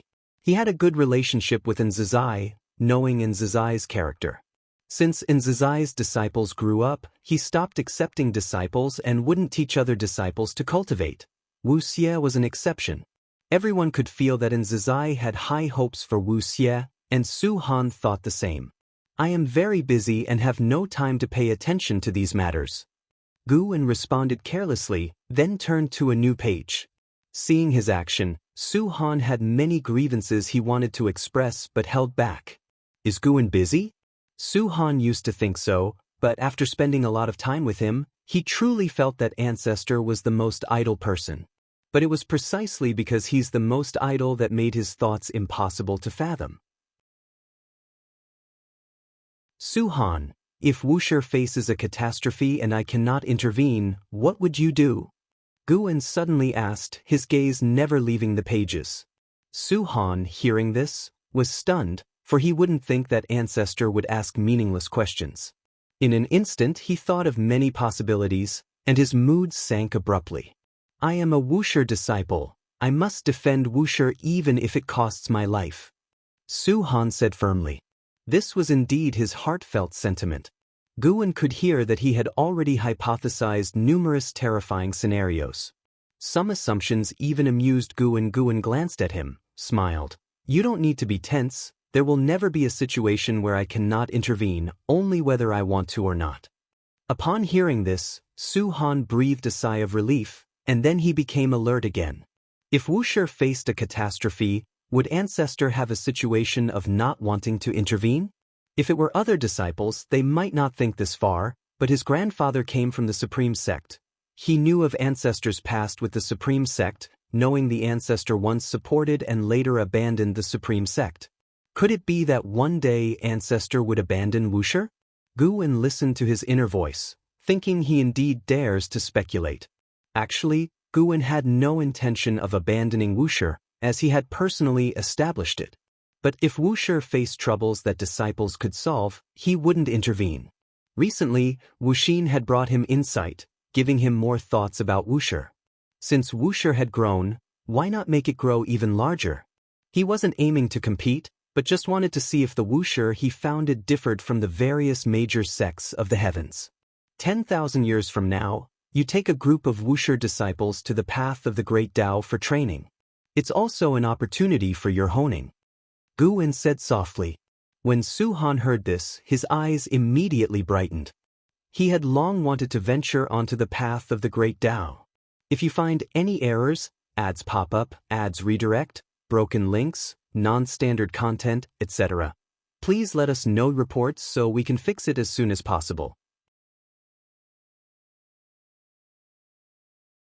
Chapter 849. The Patriarch's approval. Gu arranged for Su Han to lead the disciples to the path of the great Tao, not with any special intention, but simply because many disciples wanted to go, so he decided to fulfill their wish.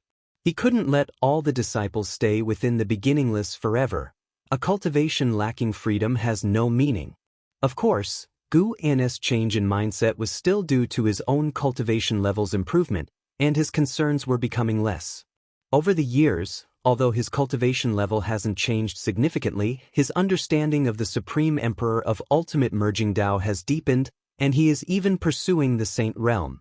The closer he gets to the Saint Realm, the deeper his insights become. These insights also include thoughts on how to conduct oneself. Deliberately not doing something actually lacks authenticity. Acting with spontaneity is the true self. The peaceful life continues. Even though the affairs of the world are constantly changing, they don't affect Gu. Millions of years later, Su Han, together with over 100 wuxia disciples, stepped into the 10,000 Realms Gate, heading towards the path of the great Tao, including Wu Xie.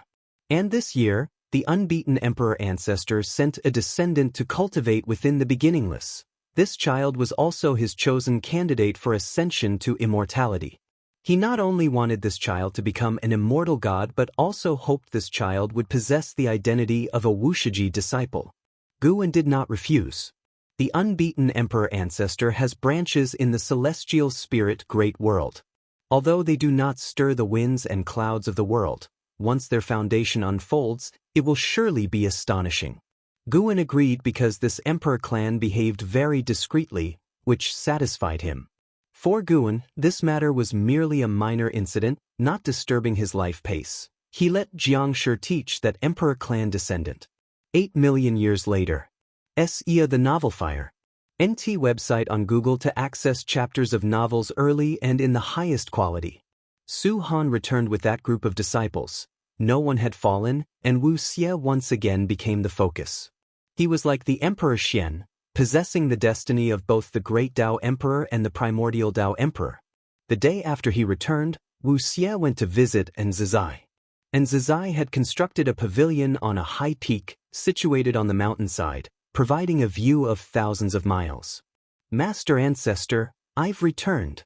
Wu Xie, already a heaven-encompassing free immortal, stood in front of the table, looking at Nzizai, smiling with high spirits. Nzizai scrutinized him, while he faced it openly. Although the young man still carried immense arrogance, Nzizai could feel that he hadn't changed much from millions of years ago. Tell me about your experiences these years. Nzizai said, simultaneously gesturing for Wu Xie to sit down. He was secretly shocked, for it hadn't been long since Wu Xie's cultivation level had caught up with him. Though he still had confidence in subduing Wu Xie's rapid growth made him somewhat uneasy. If Wu Xie truly became a threat and he couldn't contain him, wouldn't it cause trouble for the Master Ancestor? Wu Xie was unaware of Nzizai's thoughts, and after sitting down, he began to speak incessantly about his years of experience. Quickly, Nzizai too was drawn in by his experiences. To become a great Tao Emperor, one must engage in battles on the Emperor Road, competing with Tao seekers of the same realm. The great Tao destiny would guide him to find opponents, and amidst battles, he would reflect upon the myriad heavens, cultivating the path of the primordial Tao Emperor. In the 8 million years, he and other wuxia disciples experienced many things together, including grudges and emotions. He even recounted a portion of his marriage. The woman from the Tai great world indeed moved my heart, but I won't forget my original intention, so I chose to defeat her, not only ending her emperor road but also severing my bond with her. I don't want to go to the Tai great world. I belong to the beginningless. All my accomplishments should be rewarded to the beginningless, not taken away by others on the road. When saying this, Wu Xie's face was full of determination, as if trying hard to convince himself. And Zizai had no comment on this matter because he too once severed this type of emotion. He had already surpassed the mortal spirit, not driven by instinctive desires. Ordinary emotions seldom moved him. Wu Xie looked up at Zizai and smiled, saying, "Actually, I was able to achieve the great Tao Emperor thanks to the fellow disciples. If it weren't for them desperately protecting me every time I got injured, I would have died long ago." Truly, the so-called Emperor Road seems like a battle of heaven's chosen ones, but it's actually a contest of forces. Other heaven's chosen ones also have their own forces supporting them. But I've observed so many forces and feel that our beginningless is still the best, pure and simple, without so many entangled interests, without jealousy among disciples, only genuine happiness for fellow disciples. And Zizai finally showed a smile and asked, "Do you truly think so?" Initially, when Wu Xie wanted to go to the path of the great Tao, he was very troubled. However, many came to persuade him, all saying that Wu Xie's talent shouldn't be wasted, that he should go out and venture. He didn't have enough reasons to refuse, so in the end he agreed. Throughout the 8 million years, he often worried that Wu Xie might turn bad, but it seemed that wasn't the case. He suddenly wondered if he had judged incorrectly. The threat is not Wu Xie, maybe it's due to Wu Xie, like his disciples or descendants. Of course, Master Ancestor, I plan to preach my insights to other disciples. What do you think? Would it violate any rules? Wu Xie responded without hesitation. And Zizai naturally had no objections. In his view, the Great Tao Emperor and Primordial Tao Emperor weren't vastly different, just different paths of cultivation. If Wu Shiji disciples could have more choices, that would be even better. He was very pleased with Wu Xie's broad-mindedness, so he decided to personally help Wu Xie establish a dojo for disciples to come and listen to teachings. In the days that followed, Wu Xie smoothly preached, his teachings benefiting many disciples, greatly enhancing his status and prestige, and his deeds on the path of the Great Tao became widely known. One evening, when Guan returned to the mountaintop courtyard, he overheard Celestial Demon Child, Xinjin, and Shangguan Xiener discussing Wu Xie, feeling that Wu Xie was outstanding, more brilliant than past disciples, even more exceptional than Tian Hao. Tian Hao had displayed his talent the moment he left the beginningless, but Wu Xie, despite having already become a heaven-encompassing free immortal, remained steadfast in the beginningless. Moreover, Wu Xie's cultivation speed indeed surpassed all Wu Shiji disciples. Celestial Demon Child asked Guan for his thoughts on Wu Xie, and he simply gave a brief compliment. Once he returned inside, the three women remarked that it's true he doesn't care about his junior's accomplishments. Indeed, after all, he is too strong. Thus, Wu Xie became the most outstanding existence among Wu Shiji disciples, and afterward, whenever Zizai went out, he would take him along. Wu Xie would also spar with heaven's chosen ones and great powers from various great heaven and earth sects, both showcasing the foundation of the beginningless and deterring the ambition of those sections. The beginningless wouldn't engage in conquest, but if anyone attempted to disrupt the heavens and earth, the beginningless wouldn't stand by idly. Competition among forces can proceed, but there mustn't be any evil demon methods sacrificing all living beings and slaughtering innocent spirits. For Wu Xie, life became glorious, yet he always felt regretful inside. He hadn't had a real conversation with the ancestor, they only occasionally passed by each other. Without the ancestor's recognition, he always felt he wasn't strong enough and couldn't be considered a true genius. If you find any errors, ads pop up, ads redirect, broken links, non-standard content, etc., please let us know reports so we can fix it as soon as possible.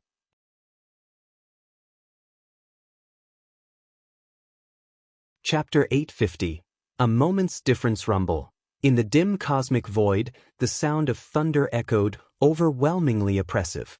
Xuu and Zhang Buku, clad in golden battle armor, soared through the clouds. Their gaze was fixed on the depths of the void, where red clouds surged, seemingly like a massive and terrifying demon bearing its claws and fangs. This realm is at the edge of the heavenly Tao, and the destiny here is weak. Occasionally, chaos evil demons invade. We must be extremely cautious this time. Once we find the life-heart mysterious iron, well, withdraw immediately. Suyu turned his head to Zhang Buku and earnestly said. Zhang Buku rolled his eyes and snapped, "Whenever have you not been the more reckless one between us?" Suyu laughed and said, "I'm just worried you might become conceited after your breakthrough." As they bantered, they flew onward, their divine sense sweeping across the void, scanning one meteor after another. After a long while, the two arrived at a dark red void, dotted with red spots and intertwined lightning. There were not only meteors here but also pieces of broken continents and even remnants of ancient, colossal buildings floating. Zhang Buku suddenly felt uneasy, as if a terrifying power was secretly watching them, making him even more vigilant. Suyu raised his right hand and wiped his forehead, where a vertical eye opened, bursting with golden light, creating multiple golden eyeshadows. The two continued forward in silence.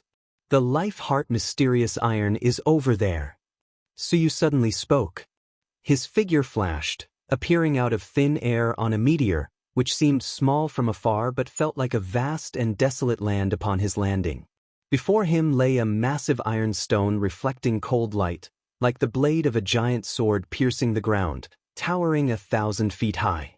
Zhang Buku joined Suyu by his side, his face showing delight upon seeing the life-heart mysterious iron. Suyu wasted no time and raised his hand, attempting to extract the life-heart mysterious iron, but his expression changed the next second. The life-heart mysterious iron trembled but remained firmly on the ground. Frowning, Zhang Buku also raised his hand, using his mana to assist Suyu. Yet, even combined efforts could not pull the iron from the ground, as if a formidable hand was dragging it below. "No, we must abandon this piece," Zhang Buku said solemnly, feeling certain that continuing would lead to disaster. Suyu replied seriously, "There is certainly danger further ahead. The best outcome is taking this piece. Persist a little longer, and if unsuccessful, then abandon." The golden eye on Suyu's forehead opened wide, and a beam of golden light shone on the life-heart mysterious iron, a golden stream flowing down its surface and penetrating the soil. Rumble, the ground began to quake. More precisely, the entire meteor trembled as though about to explode. Suyu's face changed drastically. He instantly grasped Zhang Buku's wrist, carrying him away. Zhang Buku, momentarily flustered, pulled out a divine weapon with his other hand. An unimaginable pressure descended, darkening the void further, pressing upon Zhang Buku and Suyu, who instinctively unleashed all their mana to resist. "We are no longer immortal gods. If we die, we are truly consigned to oblivion." Suyu gritted his teeth, a treasure tower appearing on his hand. He raised it, and it emitted azure light enveloping them, yet the pressure remained intense and their flight speed slowed significantly. "Need you say it? I told you to stop earlier, but you didn't listen." Search *the Nelfer. Net website on Google to access chapters of novels early and in the highest quality. Zhang Buku muttered with darkened expression, having experienced such situations countless times, almost used to them. Then, their vision suddenly darkened. Zhang Buku instinctively looked up, seeing a colossal, dark hand descending towards them. Even though they hadn't halted, the hand remained overhead as if their flight was ineffective. Grinding his teeth, Zhang Buku tightly gripped his divine weapon and struck upwards despite knowing the disparity in strength. He resolved to fight. Meanwhile, Jiu and, far away on the immortal-seeking island in the celestial spirit great world, observed Zhang Buku's calamity within an auction. Named Buku, yet suffering endlessly. "Oh, my dear disciple, truly hard to safeguard you."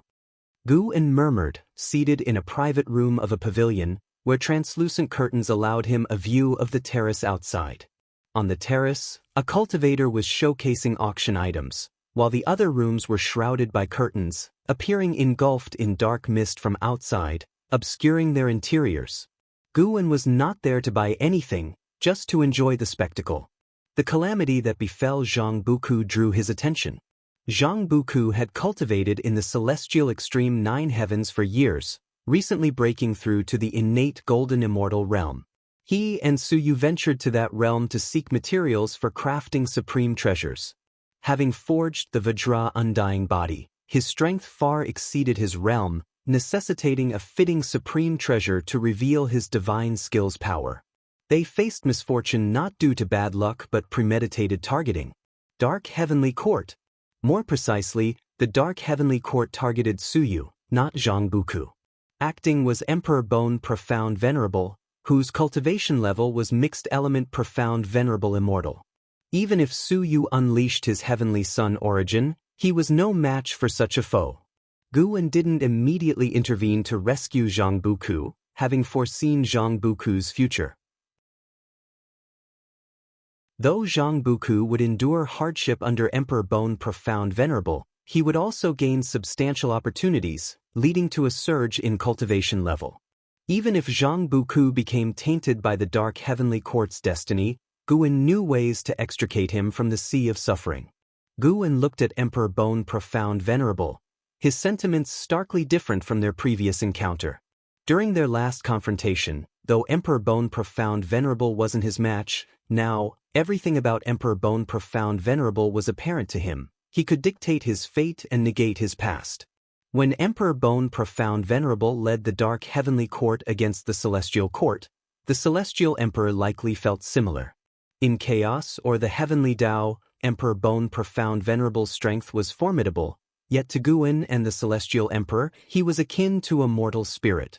Guwen pondered whether higher-level existences viewed him and the Celestial Emperor similarly.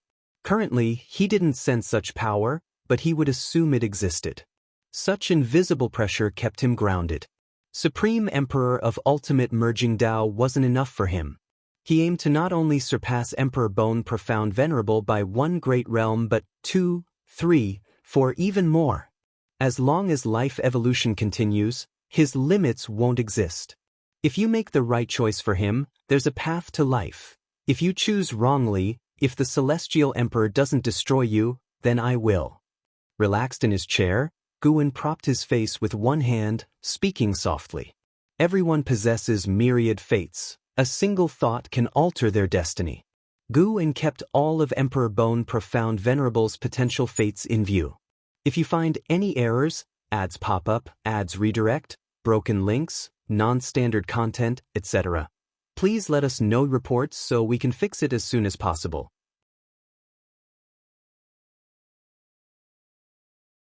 Chapter 851. Surpassing the Son of Heaven. Zhang Buku felt like he was having a long and indistinct dream, in which he was very tired, not knowing what he was doing, as if some terrifying presence was continuously chasing him. Finally, his consciousness detached from that heavy dream and began to awaken.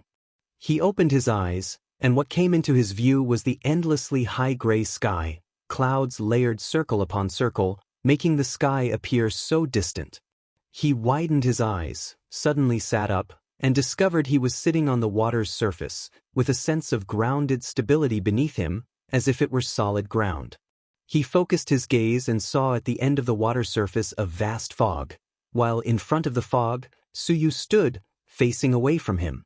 He stood up and asked, "Suyu, are you okay?" Suyu did not answer him, nor did he turn around, which made Zhang Buku frown. His divine sense had already dispersed, but he could not touch that fog. He did not know what was hidden within it.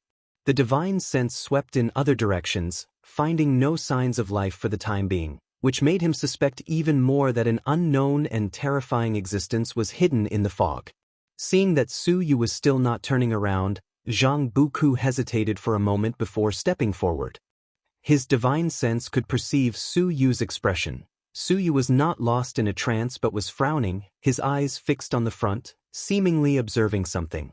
Zhang Buku came beside Suyu and asked softly, "What are you looking at? Why are you not answering me?" Suyu gazed ahead and said in a deep voice, "Standing here, do you think it will be bad?" The real trouble is about to start, and we have nowhere to escape." Upon hearing this, Zhang Buku looked ahead. As he watched, he found the murky fog had become clear. Deep within the fog seemed to be a small mountain, atop which sat a mysterious figure, with a languid posture but exuding an overwhelming arrogance.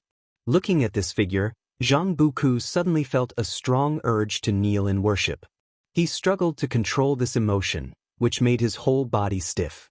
He stared at that figure, falling into a trance, becoming as unresponsive as Suyu. Through the fog, that mysterious figure sitting on the small mountain was none other than the Emperor Bone Profound Venerable. Emperor Bone Profound Venerable still maintained his form of white bone, wearing a dragon head golden crown, with beads gently swaying in the wind, and a dark golden long spear standing behind him, leaning against his back. At this moment, Emperor Bone Profound Venerable was scrutinizing Zhang Buku. He initially came for Suyu, but he discovered Zhang Buku was not ordinary. This child's destiny had clearly been altered multiple times, and furthermore, he was brewing a special kind of fortune. Compared to Suyu, Zhang Buku unexpectedly held greater potential. Born of mortal spirit, yet able to surpass the Son of Heaven. Emperor Bone Profound Venerable felt it would be a pity to kill this child directly. Perhaps he could be nurtured. Though the creatures of the Dark Heavenly Court could also reproduce, in terms of talent, the geniuses of the Heavenly Tao were still superior. To truly overthrow the Heavenly Court, greater strength must be accumulated. Emperor Bone Profound Venerable recalled the previous battle. The Celestial Emperor did not even appear, yet he was defeated by a Celestial Tao Venerable. Moreover, before this, he was defeated by a mysterious being. As a primordial Profound Venerable Immortal, he had suffered 2 defeats in a row. He could not accept this fact. After ending the war with the Heavenly Court, he temporarily left the Dark Heavenly Court to seek his own chances. He had his eyes on the Son of Heaven's root bones, aiming to explore the power of the Celestial Emperor through him. Unexpectedly, capturing the Son of Heaven led to an unexpected joy. Emperor Bone Profound Venerable pondered while increasing his own pressure of cause and effect, intending to test Zhang Buku and Suyu. On the other side, Guwen had already returned to Wushi, and after confirming that Zhang Buku would not encounter any trouble in the short term, he no longer paid attention. That plane had already detached from the Heavenly Tao. The world contained rules that isolated the probing of cause and effect, making it difficult even for a Tao Extreme Daoyuo Immortal to find it, but for Guwen he could step right in. Moreover, Guwen could transcend time. Even if Emperor Bone Profound Venerable killed Zhang Buku, Guwen could cross to the time before Zhang Buku's death. This is the power of the Supreme Emperor of Ultimate Merging Tao. Of course, the Supreme Emperor of Ultimate Merging Tao cannot change his past before reaching this realm. When Guwen reached the level of Supreme Emperor of Ultimate Merging Tao, everything in the past became illusory, belonging to his past, but others cannot probe into this past, nor traverse to the past to kill him. Returning to the courtyard, Guwen saw Zhenqin coming over, chatting with Shenzhen. Upon seeing Guwen return, Zhenqin quickly stood up and bowed to Guwen. "I've told you countless times, no need for formalities between us," Guwen said with a smile, one that was kindly, instantly relaxing Zhenqin quite a bit. She smiled sheepishly and followed with, "Master, I came to find you because I wish to enter the 10,000 Realms Gate, to travel and explore a bit. What do you think?" The 10,000 Realms Gate is the most magnificent structure on the 9-spirit continent, leading to all heavens and myriad realms, more transformative than the World Gate deep in the universe. However, the 10,000 Realms Gate only allows exit, but no entry. Once you leave through it, you'll have to find another way to return. Guwen casually replied, "If you want to go, go ahead. I won't stop you." Nowadays, Wushiji disciples are spread across the 3,000 great worlds and various domains. Some perish, some take root and establish their own sections. Guwen will not interfere as long as they make their choice. Zhenqin is different from other disciples. If she ventures out, Guwen will surely watch over her secretly. He is not worried about Zhenqin making a move. He only needs a thought to resolve all the troubles Zhenqin will encounter next. "Master, Although I want to leave, I'm not in a hurry to go. Can you see if there's anything I can do for you? Leaving just like that, not knowing when I can return. My conscience would be uneasy because I haven't been able to repay you yet. Of course, if I gain great fortune someday, I will definitely return. Zhen Qin came to Guan, playfully, her smile journeying his thoughts back over 1 billion years ago, when she was still struggling in the outer Taishan sect. Guan raised his hand, ruffled her hair, and said with a smile, "Master doesn't need you to repay anything, don't overthink. In the future, if you encounter difficulties you can't solve, just call out to Master, and Master will have Wuxia Divine Sparrow come to your aid." As the words fell, a 7-colored rainbow descended from the sky, landing on Guan's shoulder, none other than the Wuxia Divine Sparrow. The Wuxia Divine Sparrow tilted its head to look at Zhen Qin, its eyes lively and innocent like a child's. See Teach Novel Fire. Net website on Google to access chapters of novels early and in the highest quality. Zhen Qin couldn't help but ask curiously, is the Wuxia Divine Sparrow really that powerful? She suddenly recalled a legend. During the Son of Heaven struggle, a divine sparrow with a glow of 7 colors saved the 3,000 great worlds. Could it be that the divine sparrow was the Wuxia Divine Sparrow? Yet, looking at the Wuxia Divine Sparrow on Master's shoulder, she found it hard to imagine this little creature possessing such powerful strength. Guan laughed. Naturally, the divine beings I raise are surely powerful. Moreover, you will meet your elder Liya later. If he gets injured, you can tell him. If he can't hold on, just come to Wuxia. Wuxia can satisfy his ambition to become stronger. If you find any errors, ads pop up, ads redirect, broken links, non-standard content, etc., please let us know reports so we can fix it as soon as possible.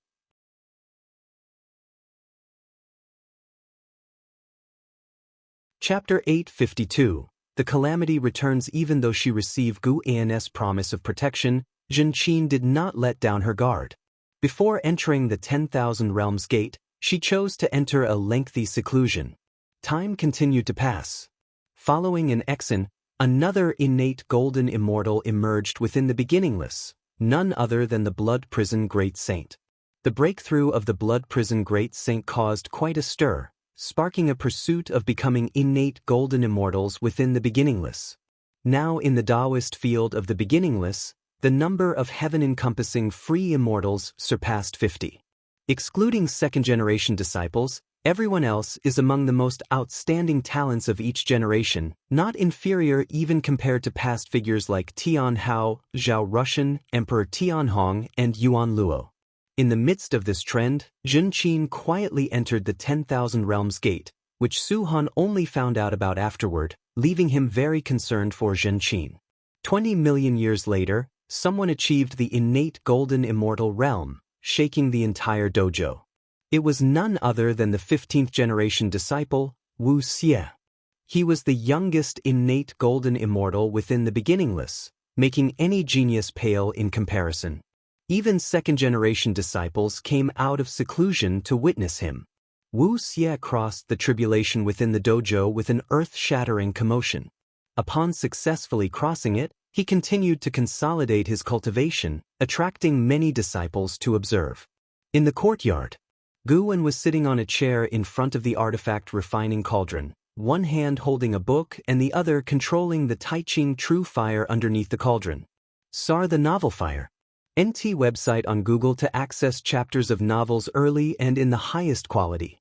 A group of disciples entered the yard, still talking about Wu Xie.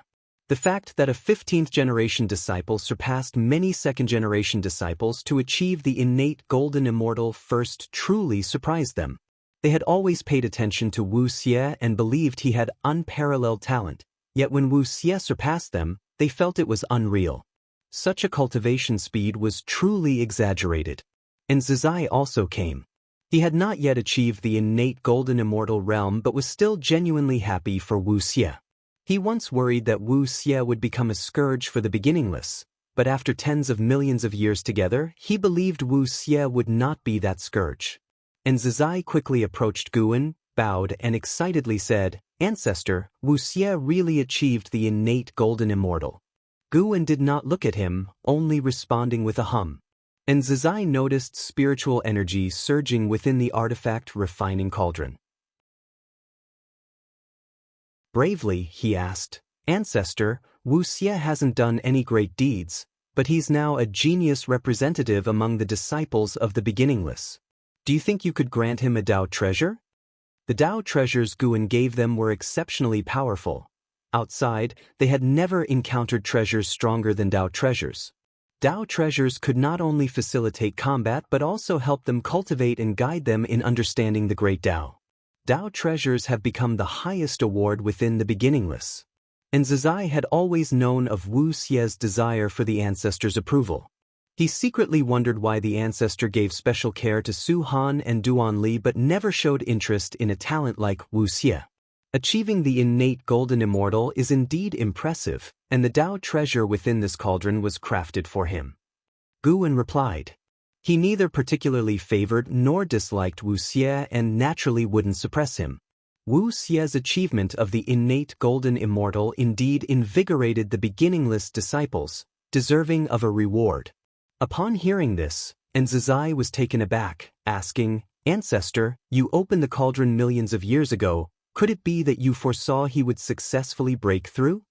Guan glanced at him and said brusquely, "I've long told you, all your futures are in my eyes. I also know you're about to achieve the innate golden immortal too." And Zizai scratched his head, offering an awkward smile. Although he admired the ancestor, when the ancestor displayed abilities beyond his comprehension, it continued to astound him. Other second-generation disciples heard that Zizai was close to reaching the innate golden immortal and gathered around him. "Well done, you rascal!" And Sheng Tian, who shared the same surname, punched Zizai. Being a descendant of An Hao, he had followed Guan in cultivation for over 100 million years, yet hadn't found a chance to break through to the innate golden immortal, and he couldn't help but admire this junior. Celestial Cyan, Tian Bai, Jiang Shi, Blood Prison Great Saint, and others also praised Zizai, making him feel embarrassed. In front of his juniors, he was the stern senior brother and ancestor, but in front of his seniors, he was always uneasy. Guan did not interrupt their discussion. Blood Prison Great Saint even asked him for his opinion on Wu Xie. What is there to evaluate? He's the greatest genius in the history of the beginningless. Is there anyone who doubts it? Guan replied casually, leaving everyone speechless. Months later, Wu Xie had finished consolidating his cultivation, and on his way back to the cave mansion he heard other disciples mention Guan's words. The greatest genius in all of history. Wu Xie felt both elated and terrified. He had never had a one-on-one encounter with the ancestor and was unclear about what kind of person the ancestor was. All along, he behaved conspicuously just to attract the ancestor's attention, but he had never succeeded. Now, having truly received the ancestor's praise, he instead felt a bit flustered. Afraid it was a jest, he asked many people, and even Zizai confirmed that the ancestor indeed said so, leaving him in immense satisfaction. He really wanted to meet the ancestor, but didn't dare to visit proactively. In the following days, he would deliberately or inadvertently stroll around the mountain path Guan usually passed by. When he encountered Guan, all he received was a slight nod, making him hesitant to approach. During each encounter, Wu Xie could only watch Guan leave, inwardly annoyed at his lack of courage. Guan didn't intentionally cold-shoulder Wu Xie. After all, he did nod at him. He could hear Wu Xie's inner thoughts but couldn't possibly go out of his way to chat with him. He genuinely wasn't interested in Wu Xie as a person, just not sharing common interests. Wu Xie was entirely a cultivation fanatic, neither reading books, drawing, nor fishing. He was simply uninteresting. A century later, Wu Xie completely gave up on the idea of seeking out the ancestor. He decided to dedicate himself once more, continuing to enter closed-door cultivation. Achieving the innate golden immortal was not enough. He would continue to break through. He wanted the ancestor to personally summon him, to hear the ancestor praise him with his own ears.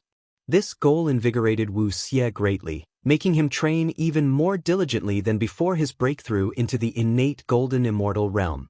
On this day, towards the end of spring, Enzazai came to the lakeside to meet Guan. This time, Guan had actively summoned him. This was something Wu Xie dreamed of, but for Enzazai, it was a source of pressure. Guan rarely sought him out in this manner, so being called alone this time, something major must have happened.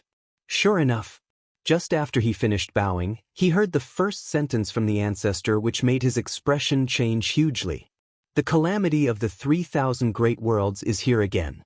This time, it will affect the beginningless, unlike before. Hearing these words, Enzazai wasn't surprised because the peaceful times had lasted too long, so any disturbance was understandable. Where does this calamity come from, and why will it affect the beginningless? Enzazai hurriedly asked. Guan replied, this time the calamity originates from within the celestial court and involves the Son of Heaven. Tian Hao is the reincarnation of the Son of Heaven and has already returned to the celestial spirit great world. If someone comes to seize him, do you think the beginningless can stand by indifferently? If you find any errors, ads pop up, ads redirect, broken links, non-standard content, etc., please let us know reports so we can fix it as soon as possible.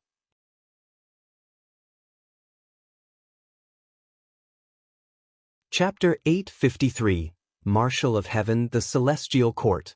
Tian Hao. With these two names appearing together, Enzazai immediately understood that the impending calamity would be even greater than the previous power struggle among the sons of heaven. Guan then briefly discussed the situation regarding the Heavenly Emperor, without revealing too much, but ensuring that Enzazai understood what he would face next, while advising Enzazai not to disclose the matter and simply focus on planning his strategy to manage the calamity. Enzazai grasped Guan's true intention. This was both a calamity for Wuxia and a trial set by the ancestor. He felt no pressure but was instead filled with determination. The ancestor would never test him without reason. Once he succeeded, the ancestor would undoubtedly reward him, assisting him to advance further and faster on his cultivation path.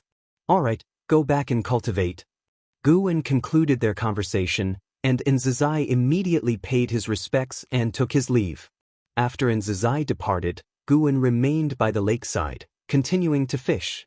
In his eyes, the lake's surface reflected scenes of various futures.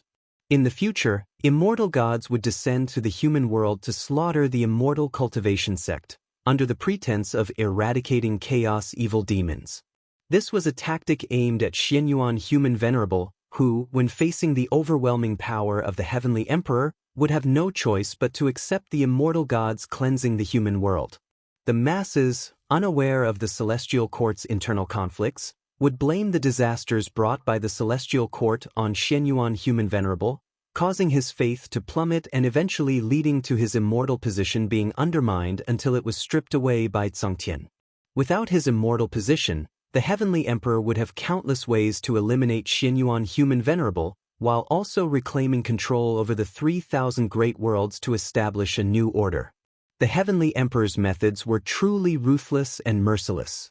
Many immortal gods believed the Heavenly Emperor resembled the Celestial Emperor the most, prompting Guan to wonder if the Celestial Emperor had once done similar things.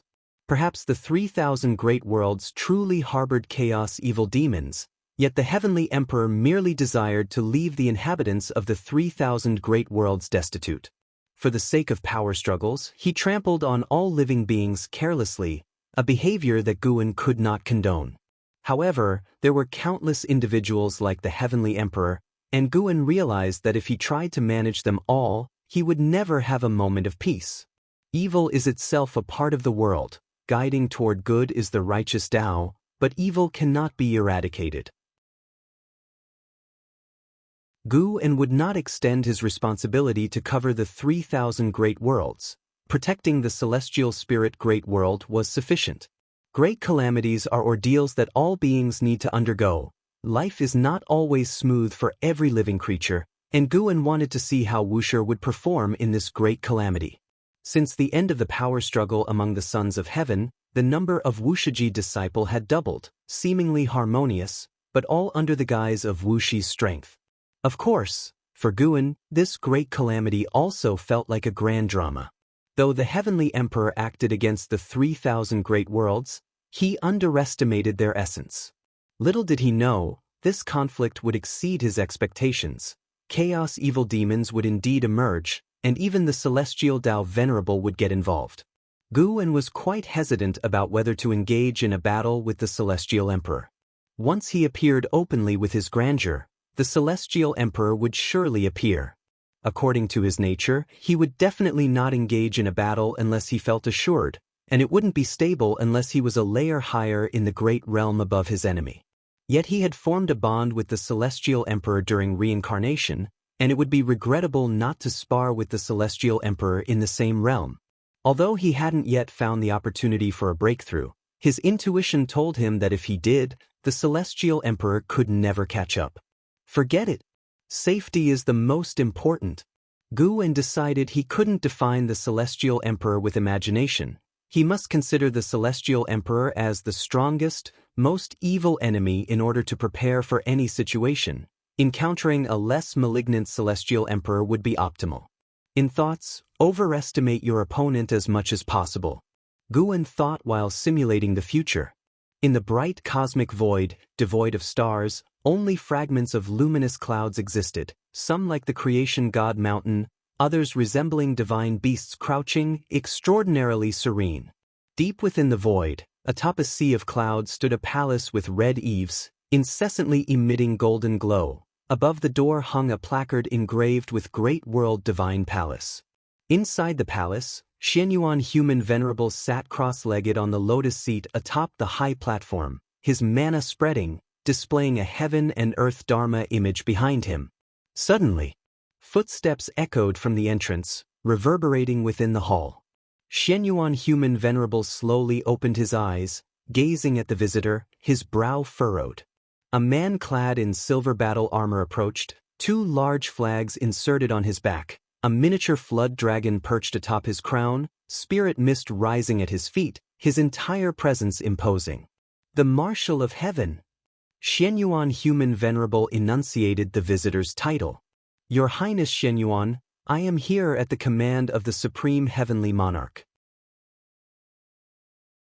The Marshal of Heaven advanced with the stride of a dragon and tiger, his voice arriving even before his person reached the steps, strong and unyielding, remaining unabashed even before the Son of Heaven. Xianyuan Human Venerable watched him, observing him approach the steps. Despite the Marshal of Heaven looking up at him in admiration, he felt a palpable pressure. What does the Heavenly Monarch command? Xianyuan Human Venerable asked. Sichuan Old Immortal hasn't returned. Did an incident occur? Xianyuan Human Venerable anticipated this day since the Heavenly Emperor assumed power, but he hadn't expected it to come so swiftly and even deploying the Marshal of Heaven. The Marshal of Heaven was a supreme immortal, leading all celestial gods. In cultivation level, both were in the Miao Zhen Daluo immortal realm, yet the Marshal of Heaven had reached the pinnacle of this realm, possibly stepping into the next great realm, which was the immortal Dao Peak. Sar the Nefire. Et website on Google to access chapters of novels early and in the highest quality.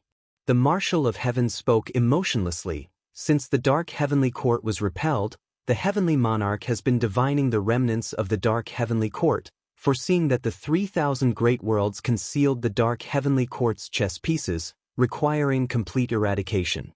He will deploy heavenly soldiers and generals to investigate the 3,000 great worlds, and you'll need to accompany me, as there was once contact between immortal gods and the dark heavenly court. Upon hearing this, Xianyuan Human Venerable was instantly incensed, eyes wide, roaring angrily, Impudence! I am the Son of Heaven, child of the Celestial Emperor. How could I collude with the dark heavenly court? The Marshal of Heaven replied calmly. Emperor Changyu dissipated the essence of his main body, transferring the origin into his avatar, which has already merged with the dark fortune. Hearing this, the furious Xianyuan Human Venerable was dismayed. How could this? Xianyuan Human Venerable suddenly lost words. Possible betrayal by the Son of Heaven conferred the Marshal of Heaven with the right to bring him back to the celestial court. However, Xianyuan Human Venerable could not fathom why the Son of Heaven would betray the celestial court. Could it be for the position of the celestial emperor? But Emperor Changyu had no interest in the position of the Celestial Emperor. He even disliked participating in the power struggles of the Sons of Heaven. He had seen Emperor Shanji's avatar during his conflict with the great immortal divine Yuan. Immediately after gaining power, such betrayal from a Son of Heaven surprised Xian Yuan Human Venerable, feeling something was amiss. If you find any errors, ads pop up, ads redirect, broken links, non-standard content, etc., please let us know reports so we can fix it as soon as possible.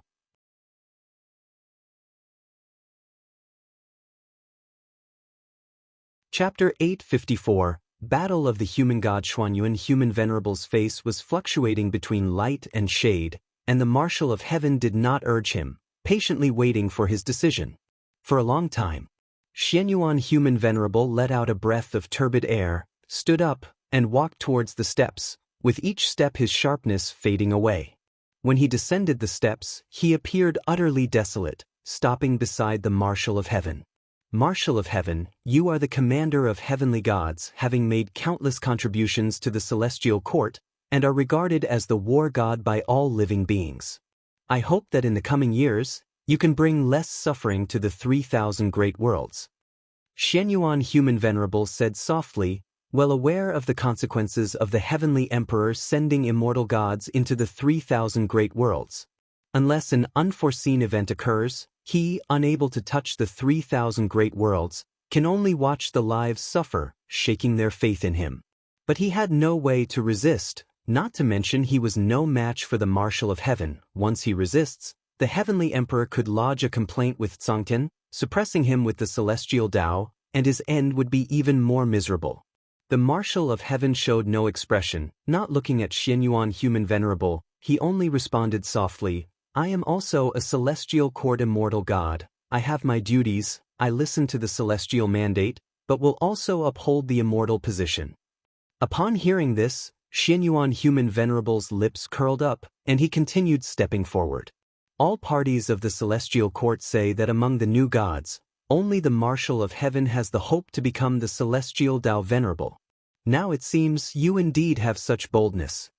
The Marshal of Heaven turned and followed Xianyuan Human Venerable away, his expression unchanged from beginning to end. A light shone through the great world divine palace's door, lengthening their shadows, as they gradually disappeared into the golden light. The immortal gods are about to investigate the 3,000 great worlds, and only Guan and Nzazai know of this. Not even Tai Immortal Monarch, Celestial Spirit God, and other immortal gods are aware. In the blink of an eye, another 7 million years passed by. At noon on this day, Guan stood at the edge of a cliff on the mountain peak where he resided, looking up at the sky. It's finally coming. Guan saw heavenly ascension stairs appearing in the void of a certain great thousand world, and immortal gods stepping down from it. Some of these immortal gods opened their right hands, revealing a celestial army exceeding 100,000 in number, flying out like locusts, swiftly heading in all directions of the universe. The time in the celestial court is different from that in the 3,000 great worlds. 7 million years is the time of the great thousand worlds, while not much time has passed in the celestial court. Among these immortal gods were 5 Tao Extreme Tao Yuo immortals, who deliberately concealed their aura, but could not escape Gu Yan's discerning eyes. This differed from the future Guan had previously seen. Since the Emperor Xian was defeated in the celestial spirit great world, the destiny of this calamity changed. Initially, only one Tao Extreme Tao Yuo immortal was to lead the army, and even without action, the immortal god army was enough to sweep across the 3,000 great worlds. Guan pulled up his attribute panel to check. Name, Guan, lifespan, 157,690, 703/49, 662, 347, 008, 512, 977, physique, creation essence body, cultivation level, ultimate merging Tao Venerable Emperor realm perfection, 4,900,000,000,000 years lifespan. Nearly 5 trillion years lifespan. It seems a lot, but it's still far from a breakthrough. Guan took nearly 22 trillion years of lifespan to break through to the ultimate merging Tao Venerable Emperor, and has not yet accumulated the same lifespan as before. Back then, he could obtain so much lifespan mainly by relying on the evil demons from the struggle for the Son of Heaven. Killing grants lifespan far faster than planting flowers and grass. However, Guin cannot wantonly kill, as he cannot get past the hurdle in his heart. But with the descent of immortal gods, Guin saw another opportunity. This descent of the immortal gods will evolve into a war between the human gods. Even forces beyond the 3,000 great worlds will intervene, with the dark heavenly court, eternal Tao extreme, and even the underworld seizing the opportunity. Guin will have many chances to seize lifespans. In Guin's eyes, the future is still changing, as various powers interfere in the calamity of the 3,000 great worlds, altering the catastrophe. The Heavenly Emperor still underestimated the power hidden within chaos and the celestial Tao. He intended to take the 3,000 great worlds as his knife, yet others seized the chance to conspire against him. As this evolution continues, it's only a matter of time before the Heavenly Emperor enters the stage, and by then, the situation will be uncontrollable. Guin can see such a fate, surely the Celestial Emperor can too, making him curious about the Celestial Emperor's perspective on all this. The path of the Great Tao. A continent floats in the dark void, on which stands an incomparably gigantic city, with countless beings coming and going, its radiance being the only source of light in the void. In the city, within a pavilion, Liya and Zhenqin sat facing each other at a table.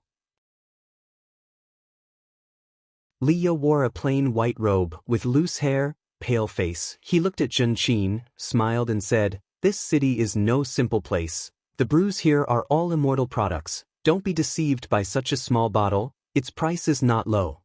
Zhenqin raised the wine glass on the table, toasted Liya with it, and drank it all in one go. She put down the glass and asked with concern, "Uncle Master, did you encounter any trouble? Why is your aura so chaotic?" Now, Liya had already become a heaven-encompassing free immortal, with a cultivation higher than Zhenqin's, yet Zhenqin could feel his unstable aura, showing his injuries were not light. Liya shook his head with a smile. "It's nothing serious. On the path of the Great Tao there are countless opportunities. Conflict is inevitable. Sometimes encountering Taoist emperors or primordial Tao emperors is bad luck. Don't worry, such injuries are nothing to me." In front of the junior Zhenqin, he could not show weakness, lest she return to tell Guin about it. To dispel Zhenqin's skepticism, Liya proactively narrated his recent grudges. Of course, the conclusion of the matters naturally ended in a grand manner. "Dare to provoke me, even though I come from the mortal realm, I will not tolerate them." Liya boasted enthusiastically, spreading his arms, supporting them on the table edges, showcasing his demeanor as a great power. Zhenqin was silent for a moment, then said, "Uncle Master, if you can't endure it, you can return to Wuxia. My master said that there are opportunities for you to grow stronger in Wuxia. There's no need to struggle so hard." At this, Li Ya's smile froze. He paused, coughed awkwardly. "Why would I struggle? Such carefree and freewheeling life is exactly what I desire. Don't overthink it. When you return, tell your master I am fine. He need not worry, and tell him to be cautious. Who knows, next time we meet, I might have surpassed him in cultivation." After hearing this, Zhenqin couldn't help but ask, "Uncle Master, what is your current cultivation level?" Liya replied proudly, "I have already attained heaven-encompassing free immortal." See the novel, Net website on Google to access chapters of novels early and in the highest quality. Before he left the celestial spirit great world, the heaven-encompassing free immortal was the most powerful realm. After hearing this, Zhenqin mourned for Liya in her heart. The blood prison great saint, that ox, had already attained innate golden immortal. "Uncle Master, why do you trouble yourself so?" She wanted to spread this matter, yet felt it inappropriate, as the blood prison great saint had previously mentioned wanting to teach Liya a lesson because Liya did not respect him when he was an ox. If you find any errors, ads pop up, ads redirect, broken links, non-standard content, etc., please let us know reports so we can fix it as soon as possible.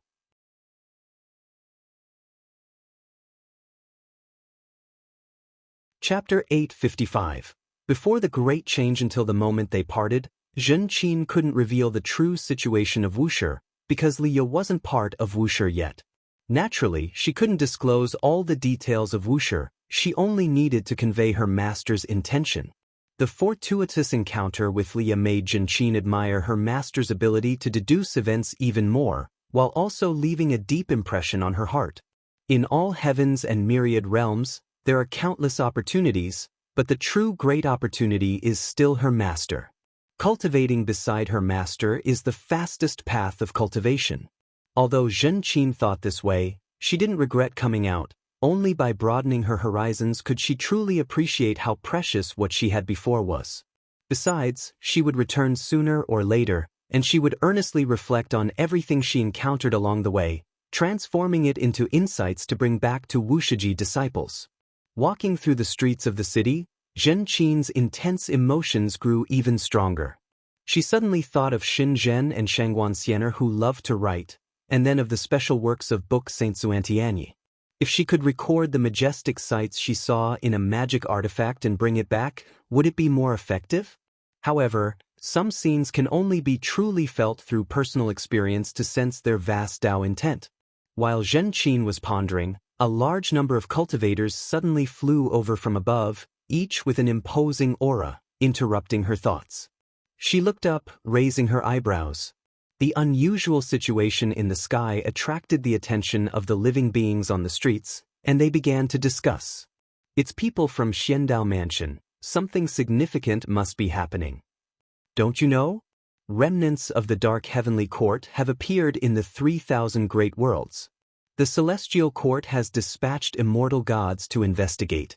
This disturbance is even greater than the previous struggle for the Son of Heaven. Isn't the 3,000 great worlds already under Xianyuan Human Venerable's control? Is he the one investigating?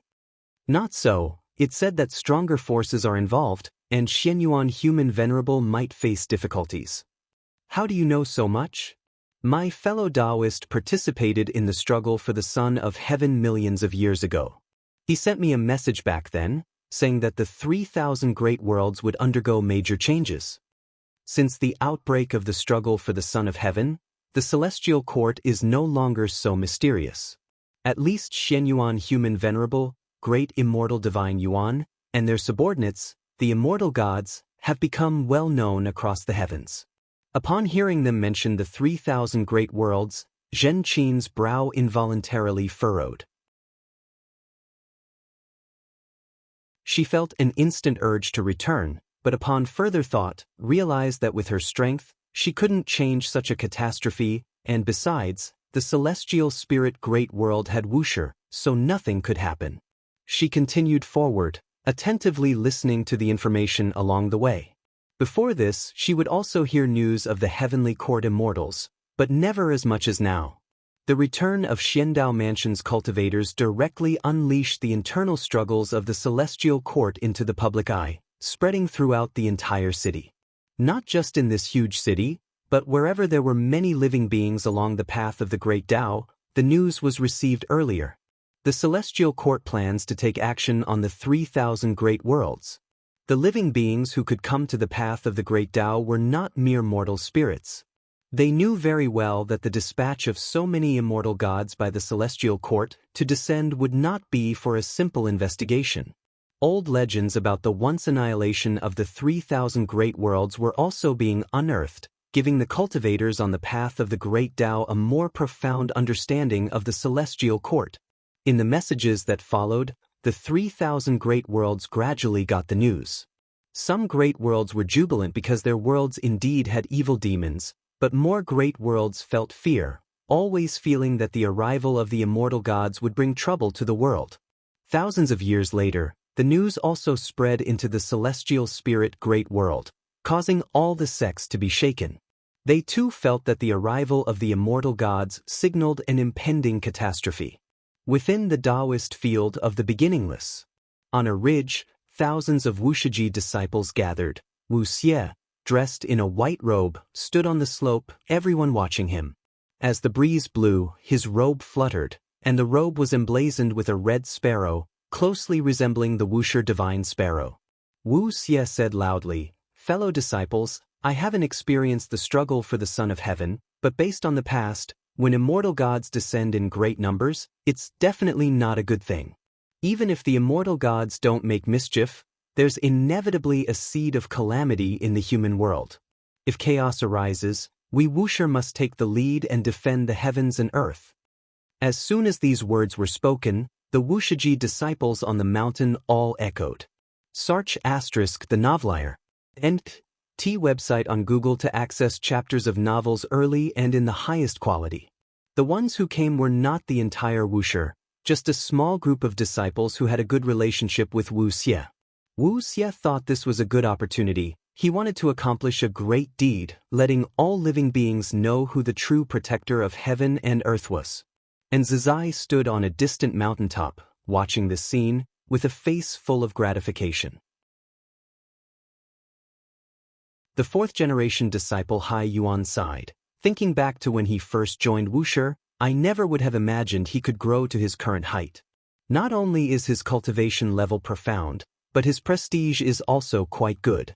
Being able to gather so many disciples based on his connections is indeed remarkable. And Zizai's lips curled up, saying, "It's far more than that. Nevertheless, he indeed exceeded my expectations." From initial caution to now, Zizai held boundless expectations for Wu Xie. He had taught many disciples, but none could compare to Wu Xie. Unfortunately, Wu Xie just couldn't catch the ancestors' attention. Could it be that Wu Xie was too uninteresting? Zizai often pondered this question, comparing Gu An's favorite disciple Su Han with Wu Xie. Su Han's advantage was his love for play, but precisely because of this love for play, Su Han's Tao practice had already been overshadowed by Wu Xie. If this was indeed the case, then Zizai really couldn't advise Wu Xie because he believed that a love for play wasn't a good thing. Tao practice was most important. However, in front of Guan he wouldn't dare to voice these thoughts. "Uncle Master, if the immortal gods truly come to the celestial spirit great world, to what extent should we intervene?" Hai Yuan looked at Zizai, hesitantly asking. The trend of events was like a torrent, unstoppable. The immortal gods had not yet arrived, but the atmosphere among various sects in the world had already become tense. They would wonder who the immortal gods were targeting and who would be affected. Would the dominant position of the Heavenly Spirit Tao Alliance face destabilization? They needed to prepare for all troubles and also wait for the possible downfall of the Heavenly Spirit Tao Alliance. In worldly affairs, Wuxia cannot rush to the forefront. It just needs to act at critical moments, otherwise, its nature would change, Zizai said meaningfully. He had lived many years and witnessed numerous catastrophes, having developed his understanding of the evolution of the world's grand trend. Hai Yuan pondered his words carefully. Meanwhile, Guan was in his courtyard reading a book. As the news of the immortal gods spread wildly, Xuantianyi surprisingly began writing stories about the immortal gods. To his knowledge, Xuantianyi had never interacted with the immortal gods, but precisely because of this, he dared to pen the romantic tales of the immortal gods. The male and female protagonists turn love into hate, battling beyond the heavens, countless worlds annihilated. When only a sliver of strength remained in either of them, they looked at each other's weakened state and reminisced about the bits and pieces of the past, whereupon love rekindled. Absurd. But the details were well described, making Guan find it quite interesting. If you find any errors, ads pop up, ads redirect, broken links, non-standard content, etc., please let us know. Report so we can fix it as soon as possible.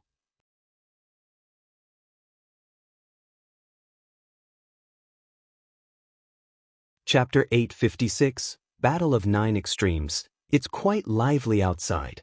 Shenzhen turned his head to Guan, who was reading, and said, "Besides Wu Xie, other disciples were gathering in different places, making similar calls.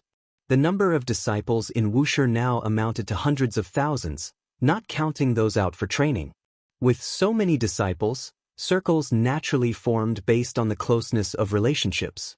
Wu Xie could rally a group of disciples, and naturally, other disciples could do the same. Fighting within Wuxia was not forbidden. As long as it was healthy, without harming fellow disciples, external competition was allowed. Guin casually replied, "Let them mess around. They have yet to experience tribulations, treating calamities as a game." After tens of millions of years, most of the disciples within Wuxia had not experienced tribulations. Born on the Nine-Spirit continent, they had cultivated steadily until now. Although they spoke righteously about the arrival of the immortal gods, in reality, they only felt excitement, with no trace of worry. Challenging the immortal gods was something that filled them with fighting spirit. Shenzhen smiled and followed. "I can already foresee the scene of the immortal gods descending. Although it's tragic, the fate seems vague, as if it could change at any moment, which means you might intervene." Though she hadn't yet achieved innate golden immortal, her long-term research on the way of cause and effect made her better at deducing fate than an innate golden immortal. Her achievements were due to not only Guinness Dao intense assistance but also the power of the great cause and effect steel from the Emperor of Eternal Life. "We can't just let someone destroy our home, can we?" Guin replied softly. His answer surprised Shenzhen a bit. She felt Guin had changed. In the past, even if he had plans in mind, he wouldn't directly speak out like this. Now he was more assertive. This indicated that his strength had grown again. Shenzhen couldn't help but wonder if his frequent outings truly allowed him to gain insights from the red dust. Just then, Guin put down his book, looking towards the celestial vault. "What's wrong?" Shenzhen asked curiously. Guin replied, "A great world has started rebelling against the immortal gods, and it's intense." 9 Extremes Great World. Among the 3,000 great worlds, one ranked in the top 10 in heritage. When the immortal gods descended, they didn't stop them, allowing them to search the great world.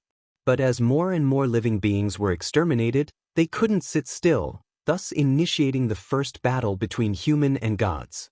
Before this, in the great worlds where the immortal gods had been, even if there was resistance, it was minor and couldn't form a scale. But the 9 Extremes Great World was the first where all beings united in resistance. It must be said, the 9 Extremes Great World was indeed powerful, with over 100 innate golden immortals, and even a hidden ancient Miaojin Daluo immortal. Before this, the celestial gods dared not act recklessly, maintaining good relations with the various forces of the 9 Extremes Great World, but now they had become complete enemies. Guin saw that the head of the heavenly gods, Marshal of Heaven, made a move. Though this supreme immortal was also a Miaojin Daluo immortal, his strength was formidable, completely overwhelming the Miaojin Daluo immortal from the other side, and each strike hit the morale of the 9 Extremes Great World. This battle doomed the 9 Extremes Great World to failure, and its former glory would be no more. But with other beings from the 3,000 great worlds within, they would spread the word of this battle, encouraging other great worlds to unite against the immortal gods sooner. Hearing Guin's words, Shenzhen immediately tried to deduce the situation, but unfortunately, her abilities weren't enough to calculate it. "Can you let me see?" Shenzhen asked curiously. With a wave of Guin's hand, Shenzhen's pupils changed, displaying the situation of the 9 Extremes Great World. Her expression followed suit, with shock gradually climbing onto her face. Even with her cultivation level looking at it, the battle was incredible. The heritage of the 9 Extremes Great World was immense, the presence of the immortal gods was invincible, and those magical treasures larger than the heavens all stimulated her eyes. Guin did not comment on this battle, but silently watched with her. The battle lasted for many years. Even with the Miaojin Daluo immortal suppressed, the beings of the 9 Extremes Great World did not give up their fighting spirit, still choosing to fight to the death. Search * the Nefire. Et website on Google to access chapters of novels early and in the highest quality. Until the entire great world fell into silence. The 9 Extremes Great World was dozens of times larger than the celestial spirit Great World, with an extremely vast number of living beings, but such a vast world turned into a human purgatory in less than a century. Some living beings were still alive but hid in the shadows, not daring to see the daylight. The presence of the roaming immortal gods appeared like evil demons in their eyes. In the void, Marshal of Heaven hovered above the Nine Extremes great world, looking down at the celestial Tao light layer above. Watching as the light layer gradually dimmed, his brows furrowed. A celestial god approached him, asking in a low voice, "Marshal, are we really doing the right thing?" Even for the celestial gods who disregard all living beings, seeing so many beings die would cause unease in their hearts. Marshal of Heaven remained expressionless, not answering. He knew more than the celestial gods did, and because of this, his emotions were even more turbulent inside. Yet he never showed it. Seeing he didn't want to answer, the celestial god could only retreat. After a while, Marshal of Heaven seemed to sense something, turning his head to see a figure looking at him from the end of the void. He immediately moved over, but when he arrived, the figure was already gone, as if it had never appeared. He turned to look again, finding that figure standing further away in the void, quietly watching him. He discovered his divine sense couldn't capture that figure. Clearly, the other was not truly present, likely a remnant of some great Tao.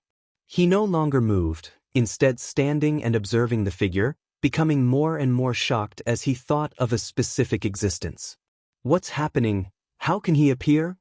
Marshal of Heaven's expression became serious for the first time, his eyes filled with dread. Since the news of the impending arrival of the immortal god spread, the Heavenly Spirit Tao Alliance began deploying beyond outer heaven, and the cultivators near the world gate grew in number. Due to the presence of the celestial spirit god, they dared not approach. On this day, the world gate lit up, causing the distant cultivators to become tense. Soon, Tai Immortal Monarch stepped out, causing the cultivators to breathe a sigh of relief. They had seen Tai Immortal Monarch before and knew this immortal god was on their side. The celestial spirit god stood, looking at Tai Immortal Monarch, not bothering with courtesy, and hurriedly asked, "What's the situation?" Tai Immortal Monarch's face looked grim, saying, "The celestial court has closed the heavenly ascension stairs leading to the 3,000 great worlds.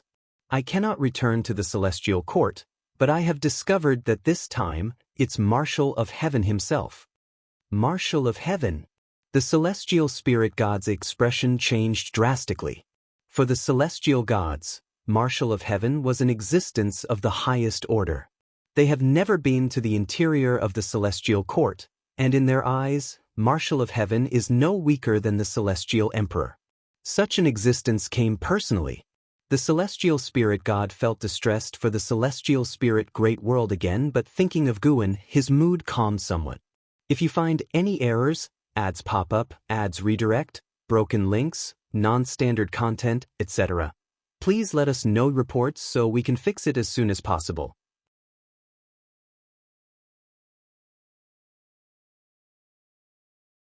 Chapter 857. The Will of All Beings. I can confirm that this time, the action against the 3,000 great worlds is not the scheme of any particular entity, but the will of the entire celestial court. The situation is far worse than we anticipated. Tai Immortal Monarch said with a frown, his face looking very grim. Upon hearing this, the celestial spirit god became even more worried, because he knew that behind this action by the immortal gods was the will of the heavenly emperor, whose true intention was to annihilate Xianyuan Human Venerable and Tianhao. The world gate returned to normal, and the cultivators watching from afar dared not approach, leaving only the two immortal gods in silence. For a long time, Tai Immortal Monarch spoke. What we can do is defend the celestial spirit great world.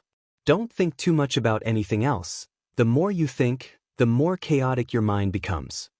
The celestial spirit god nodded and then bowed to Tai Immortal Monarch. Tai Immortal Monarch gave him a deep look, then disappeared from the spot. The celestial spirit god sat back down and continued his cultivation, his desire to become stronger now unprecedentedly intense. The years continued to pass.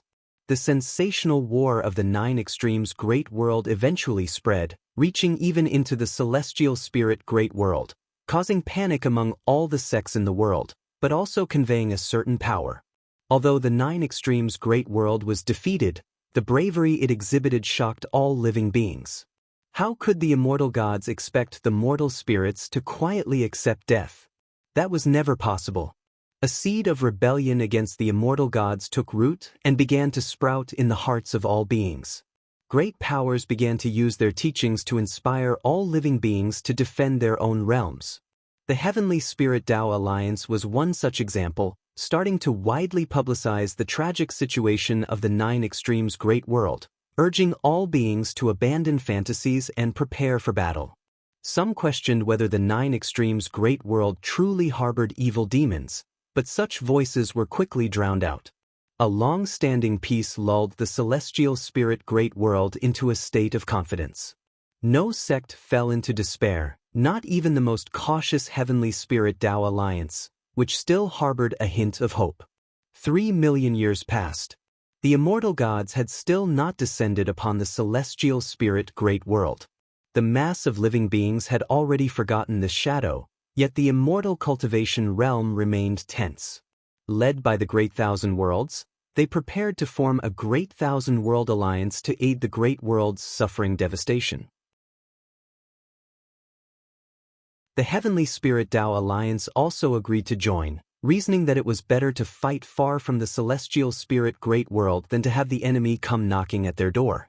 At noon, in the mountain viewing pavilion, Guan and Nzizai sat facing each other inside the pavilion, while Hai Yuan stood behind Nzizai, body tensed, posture somewhat stiff.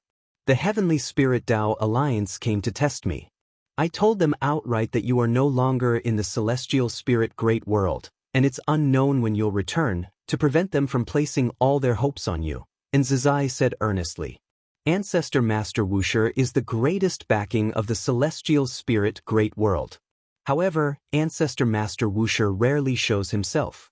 The sects of the world can't fathom Ancestor Master Wuxi's thoughts, so they dare not hope for his intervention. They had no choice but to visit Nzizai, hoping to get a definite answer from his mouth. Upon hearing that Ancestor Master Wuxia had already left, the sects began preparing for war in earnest. Guan was unaffected. He would act if he wished to act. Now, the will of all living beings could no longer influence him.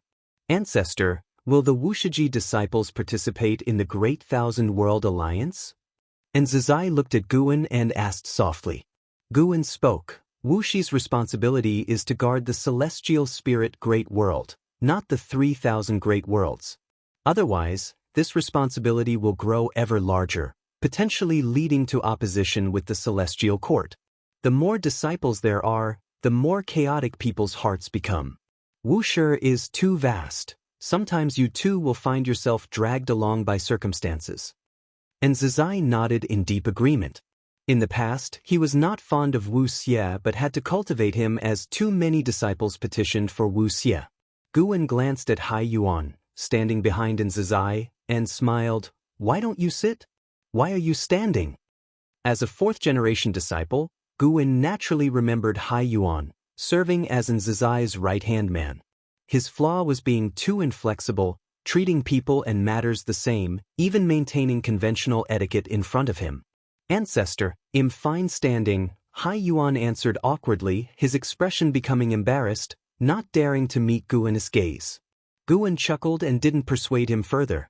Then, Nzizai talked about the situation of the sects worldwide, worrying that some sects might take advantage of this calamity to strike at the Heavenly Spirit Tao Alliance, causing more disasters. Guan gave no response, avoiding revealing any destiny. Thereafter, he only listened without speaking. Nzizai also tried to gauge his ancestor's attitude, but he couldn't discern any information from his ancestor's expression or gaze. An hour later, Nzizai stood up and left, with Hai Yuan following closely. Only when the two were far away did Hai Yuan finally relax. Guan did not leave the mountain viewing pavilion immediately. He beckoned with a hand, and the Wuxia divine sparrow flew over, landing on the table. At this moment, another person appeared, second-generation disciple LV Xian.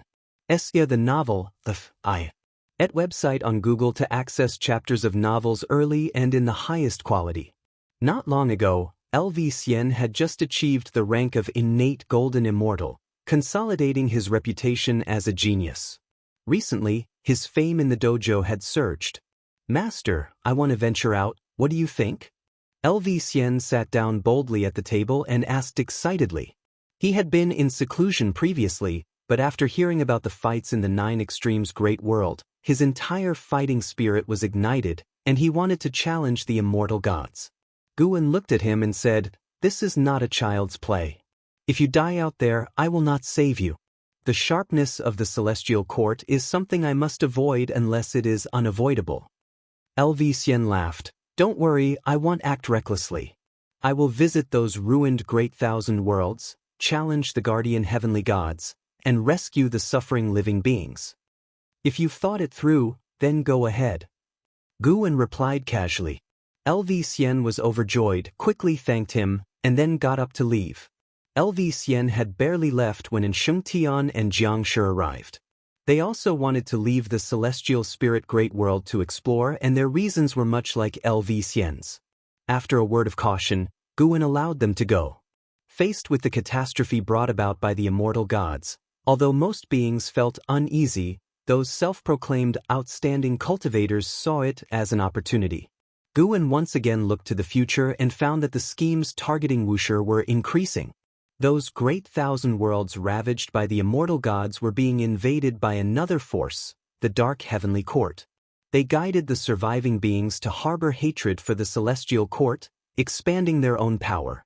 They would encounter Wuxiji disciples and thus develop an interest in Wuxia, even alarming a dark heavenly court great power whose cultivation level was not inferior to the Emperor Bone Profound Venerable. The great powers had yet to conceive thoughts of targeting Wuxia, but Guan had already foreseen the trajectory of events after the convergence of causality. Simultaneously, life expectancy predictions continuously popped up as his future enemies. Since Guan broke through, his karmic enemies had increasingly diminished, except recently they had grown. As he awaited visits from other disciples, Guan began searching for a suitable battlefield. He was preparing to harvest lifespans. The immortal gods, being immortal, couldn't grant him lifespans, but there were quite a few beings who, out of fear, pledged themselves to the immortal gods. Furthermore, the dark heavenly court would attract endless evil demons. If you find any errors, ads pop up, ads redirect, broken links, non-standard content, etc., please let us know. Report so we can fix it as soon as possible.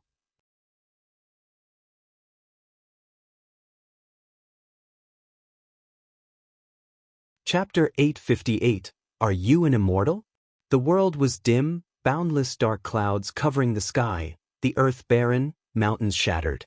Looking around, the ground was full of pits and hollows, no flowers or grass in sight. Everything seemed so desolate, so lifeless.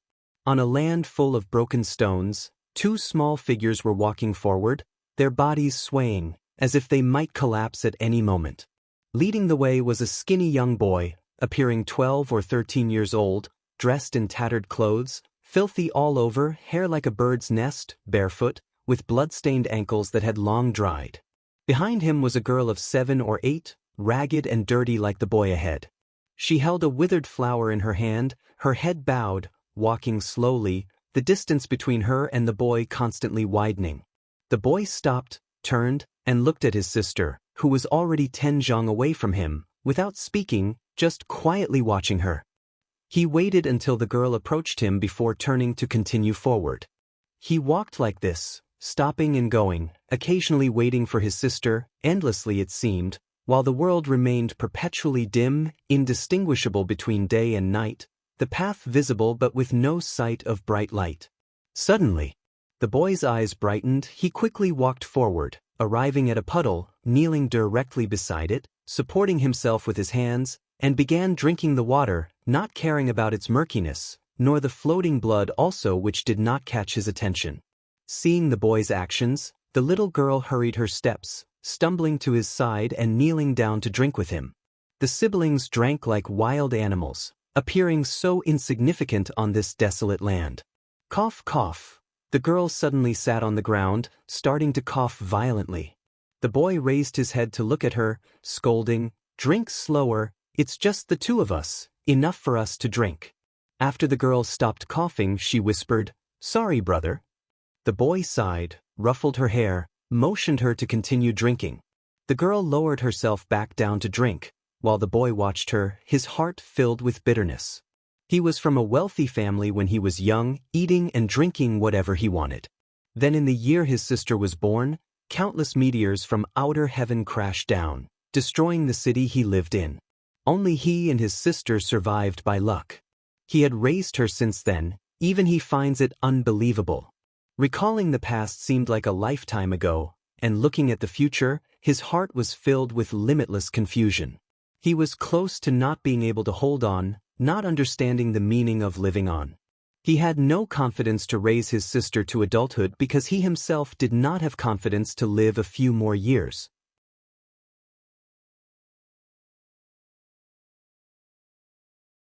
The clamor of the world also abruptly ceased, the boy even more nervous, not daring to raise his head. After a long while, he mustered his courage, looked up, and when he saw the scene ahead, he suddenly looked up, eyes wide open, with an expression of incredulity. In front of him stood a man in black, standing against the wind, black flames dispersing across the sky. He even saw the severed limbs of demons gradually turning to ashes. Rays of sunlight pierced through the dark clouds, illuminating the earth, one ray brushing across the boulder they hid by, following and sweeping over the man in black, extending to the horizon. The boy gazed dumbly at the back of the man in black, instinctively murmuring, "Father." The girl heard his words, also looking up, equally startled by the man in black. "Boy, I'm not your father." A gentle voice came. The man in black turned his head to look at them, and his appearance was also astonishing to the siblings. So handsome, so good-looking.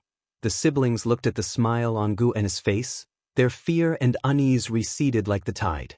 Are you an immortal?" the boy asked tremblingly. "Sir the Nelfer."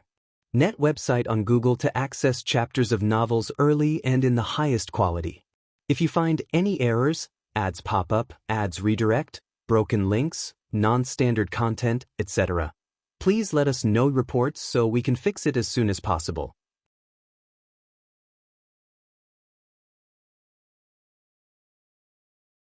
Chapter 859. Can't survive even one move. I am not an immortal, I am just like you, a human. Guen turned back to look at the celestial vault and replied, as warnings about seizing life's span continued to flash before his eyes. The evil demons in this world seem innumerable, but actually, most are mere avatars, feigning an overwhelming momentum to terrify all living beings. The boy and the young girl heard Guen's response, and their tension dissipated, replaced by great joy. Besides them, there were other living people, and seemingly very powerful ones. "Big brother, what's happening with those guys in the sky?" The boy mustered the courage to ask. Although surprised by Guen's appearance, he had not witnessed Guen in action, so he was filled with curiosity and confusion. Guen turned to look at them. Although the siblings appeared pitiful and miserable, he felt little sympathy, having seen beings far worse off while overseeing the heavens. S.E.A. the Novel Fire. N.E*T website on Google to access chapters of novels early and in the highest quality. They are being expelled. This land will soon be restored to its former state. Head north, and you can meet others. Everything will get better. Guen replied. Within less than 10 years, this world's beings had faced a decimation of 99%, and the survivors harbored hatred toward the immortal gods, passing down tales of their suffering to instill a disdain for the immortals in future generations. He wouldn't help all beings uncover the truth. No matter the case, their plight was indeed caused by immortals. With those words, Guen walked away in another direction. "Big brother, was it you who saved us just now?" The boy hurriedly took 2 steps forward, loudly asking, his gaze filled with tension and anticipation directed at Guen. Guen paused without turning back, said, "Yes, it was me, what of it? I can't take you with me, there are still many evil demons waiting for me to vanquish." Upon hearing this, the boy grew excited, immediately kneeling and kowtowing to Guen. The young girl followed suit, mimicking her brother. With a wave of his right hand, Guen dropped 2 secret technique manuals in front of the boy. Hearing the sound, the boy looked up, but Guen's figure had vanished. He cautiously picked up the 2 manuals before him. He was not very literate but had heard childhood tales of books containing the path to immortality. He tucked the manuals into his chest, his eyes brimming with longing. The clouds in the sky began to disperse, sunlight bathed the land, symbolizing the arrival of light. Gu-en's image was etched in the boy's mind, who silently vowed that he would become a hero like that big brother. Oh no, I forgot to ask his name. The boy quickly got up and began to shout for the big brother, but no matter how he called, there was no response. At dusk, Gu-en walked along the mountain path towards his courtyard, not having fully eradicated the evil demons of one world today. He planned to proceed slowly to avoid drawing the attention of the dark heavenly court. These days, countless large worlds and little worlds suffered. Places where celestial Tao destiny was weakened were filled with bloodshed and savagery. Not just the dark heavenly court and immortal gods wreaked havoc. Many local demon cultivators and demons took the opportunity to fulfill their desires, and even ghosts and gods from the underworld descended to the human world, with battles erupting every moment. The 3,000 great worlds is merely a collective term. Beneath each large world lay countless little worlds, places where even the Mahayana realm is difficult to arise, outnumbering the stars. Gu-en intended to slowly harvest lifespans, seizing this rare opportunity to its fullest. If he encountered beings that evoked his compassion, he would not hesitate to leave them with a chance, enabling them to grow stronger independently. Overall, today's gains put Gu-en in a good mood. He walked along while searching for his next target, able to restore that large world to peace within 5 days, allowing him to choose his next target in advance. Notably, he saw Liya, who had been cultivating on the path of the great Tao, away from this turmoil, couldn't restrain himself after hearing about the immortal god's chaos, heading to the great thousand world to rescue all living beings. Knowing his strength was insufficient against immortal gods, he chose to save shattered large worlds, a decision that also altered his fate. Gu-en foresaw that Liya's future would reach greater heights, even paving his own path. Senior brother, I underestimated you. Gu-en smiled, thinking to himself that while Liya had abundant opportunities, without his backing, Liya would have died long ago, so he viewed Liya's limits as far below Ji Xiaoyu's. Yet, facing the immortal's calamity, Liya treaded a stronger path, earning his fresh respect. He genuinely felt happy for Liya. He was so stubborn, unwilling to become his full-fledged subordinate, and now finally had hope. A more joyous Gu-en returned to the courtyard, where an Exine, rare to exit seclusion, was standing by the artifact refining cauldron, chatting with Shenzhen. Seeing Gu-en, she immediately approached. Master, I recently had some insights, could you evaluate them? An Exine asked expectantly. For tens of millions of years, she had almost always been in seclusion, single-mindedly pursuing the Tao. Her immortal emperor's eye became increasingly powerful, but she always felt inadequately strong, pushing ever onward. Gu-en replied, "Come here early tomorrow, I will take you out, you will gain something from travel." An Exine agreed without questioning further, bowed, and turned to leave. Gu-en eyed her with a gaze full of gratification. Passing on the immortal emperor's eye to an Exine was indeed right. Her immortal emperor's eye would surely achieve greatness, and her future attainment as a Daluo immortal was truly feasible, provided she endured the lengthy accumulation. Gu-en went inside, took out profound celestial intense book for reading, consciously shifting his attention away from the suffering of all living beings. The moon set, the sun rose, heralding a new day. An Exine arrived early at the courtyard to wait, and upon seeing her, Su-han, who came to find Gu-en, instantly became nervous. He highly respected Nzizai and naturally felt awe towards Nzizai's master. Moreover, an Exine stood there impassively, radiating an oppressive presence that instinctively made him tense. Curiosity filled him, wondering what cultivation level this legendary second-generation chief disciple had achieved. Gu-en pushed the door open, nodded at an Exine, then led her out of the courtyard. Su-han hastily bowed but dared not speak up, feeling uneasy in Nzin's presence. After Gu-en and an Exine departed, Su-han finally exhaled and turned to Shenzhen, curiously asking, Grandmaster Shin, what are Grandmaster and Senior going to do? Shinjun glanced at him and said, why not ask yourself? Aren't you in good terms with your Grandmaster? Su Han awkwardly smiled. Isn't Senior in right there? Seeing her makes me nervous. Shinjun chuckled and said nothing further. Grandmaster Shin, what realm is Senior in? Do you know? Su Han pursued. Casually, Shinjun responded, I don't know. I only know your eldest brother couldn't withstand a single move from her. You might want to ask him yourself. Not withstand a single move? Su Han froze, realizing how vast the gap in cultivation levels must be. If you find any errors, ads pop up, ads redirect, broken links, non-standard content, etc., please let us know reports so we can fix it as soon as possible.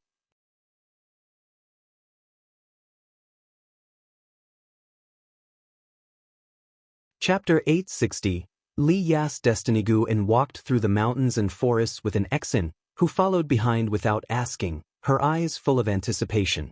Suddenly, the environment before Nzin's eyes changed abruptly. She found herself in a vast heaven and earth, walking with her master along a cliff.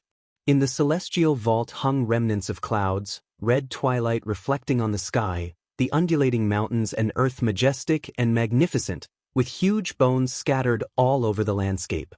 It was not the first time she experienced her master's Tingnoa step technique, but she was shocked every time.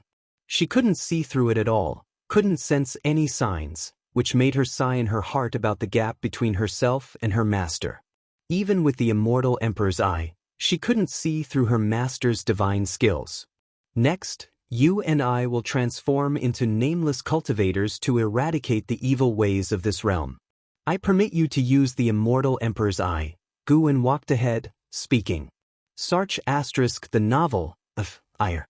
At website on Google to access chapters of novels early and in the highest quality. Upon hearing this, Nzin's eyes brightened. Her immortal Emperor's eye could only be used during sparring with Wushiji disciples. But those sparrings were always stopped quickly. She had never felt the limits of the immortal Emperor's eye. Master, where is this place? An Exan quickened her pace, came alongside Guin, and asked softly. Her gaze turned to the distance, seeing enormous stars floating at the horizon, as if they might collide with this heaven and earth at any moment, creating a strong visual impact. This is a great thousand world once ravaged by immortal gods.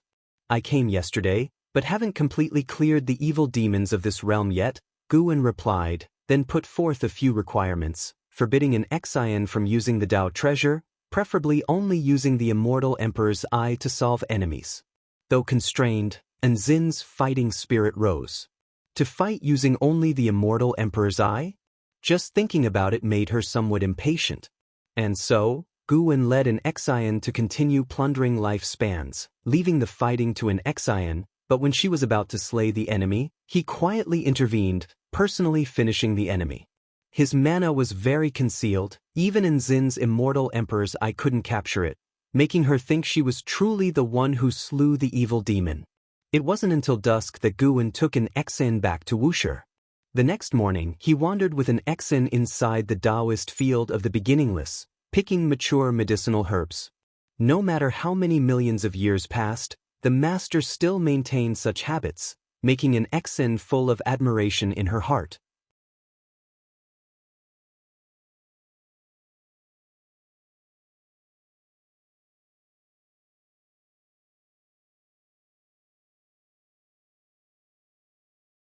Chapter 861. 1 quadrillion years. In the blink of an eye, 100 years passed, vanishing swiftly. Guin didn't slay demons and exorcise spirits with an Exan every day, but he still ventured out dozens of times each year, rapidly increasing his lifespan. Until this day, a series of prompts appeared before his eyes. Your lifespan has broken through 100 quintillion years for the first time, beginning a random upgrade of the lifespan function. Your lifespan projection function has been upgraded. Lifespan projection upgrade successful. Lifespan projection, you can consume lifespan to project the Great Tao, manifesting 3,000 projection bodies to visit different Tao worlds. Before the projection, you can only choose one Tao to pursue. The projection body cannot be deduced, and you cannot obtain memories from the projection body but can gain their insights on the great Tao. The Tao projection is no longer restricted within the heavenly Tao and can transcend time and space. 100 quintillion years, that's 100 billion years, 1 million trillion years, 100 quadrillion years. This already surpasses Gu An's lifespan from his last breakthrough, making him secretly lament that taking lives yields much more lifespan. CTH Novel Ire. Net website on Google to access chapters of novels early and in the highest quality. It's still not enough. He feels the lifespan should increase by another digit to have hope of a breakthrough, for he already feels nearly invincible, a strength beyond the Supreme Emperor of ultimate merging Tao, a realm he cannot yet imagine. Breaking through the great realm is bound to be a qualitative change, far from just a simple enhancement of cultivation level. Seeing the new lifespan projection, Guan was interested. Simply put, it expanded the scope of lifespan projection from within the heavenly Tao to outside it, and can project into the past and future. The specific scope is not yet known. Guan decided to try the lifespan projection after returning. He stopped thinking about the lifespan projection and turned his gaze toward the end of the world, where an unparalleled battle was taking place, with an Xin as one of the combatants. The celestial dome revealed a pair of giant purple eyes, overlooking the world, causing this space to fall into some sort of restriction, within which the battle did not affect the heavens and earth. Fighting against an Xin was an innate golden immortal, frantically attacking. Upon closer inspection, an Xin was flying swiftly, and although her opponent showed great divine skills, they couldn't hit her. The display of divine skills was spectacular, yet they never managed to touch an Xin.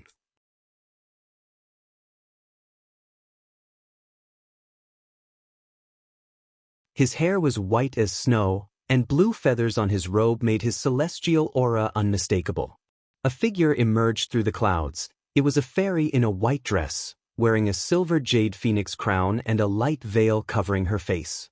Her exposed brows and eyes were exquisite and beautiful, her gaze as clear as the purest gems in the world. Taishang, after so many years, why have you returned to this tree again? Have you started to feel uneasy about your actions? The fairy in white skirt approached the tree and asked softly. This zither-playing white-robed man was the Heavenly Emperor. Facing her inquiry, the Heavenly Emperor did not get angry. He raised his eyes to look at her, smiling, and said, "And you, Nine Heavens Immortal Emperor, why have you come here to find me? Are you worried about the future of the celestial extreme Nine Heavens?" The Nine Heavens Immortal Emperor's expression remained unchanged as she replied, "Indeed, I'm uneasy. I don't understand why you sealed the celestial extreme Nine Heavens. Have you really changed?" The Heavenly Emperor paused his actions, looked at the Nine Heavens Immortal Emperor, and replied, "Sister, you and I are no longer the Taoist children we were back then. I am the Son of Heaven, wielding power over the celestial court. I cannot overlook the threat of the celestial extreme Nine Heavens due to personal feelings.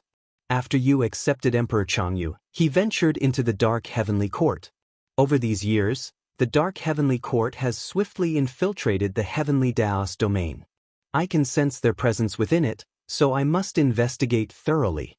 If there are no issues with the celestial extreme Nine Heavens, naturally I won't cause trouble.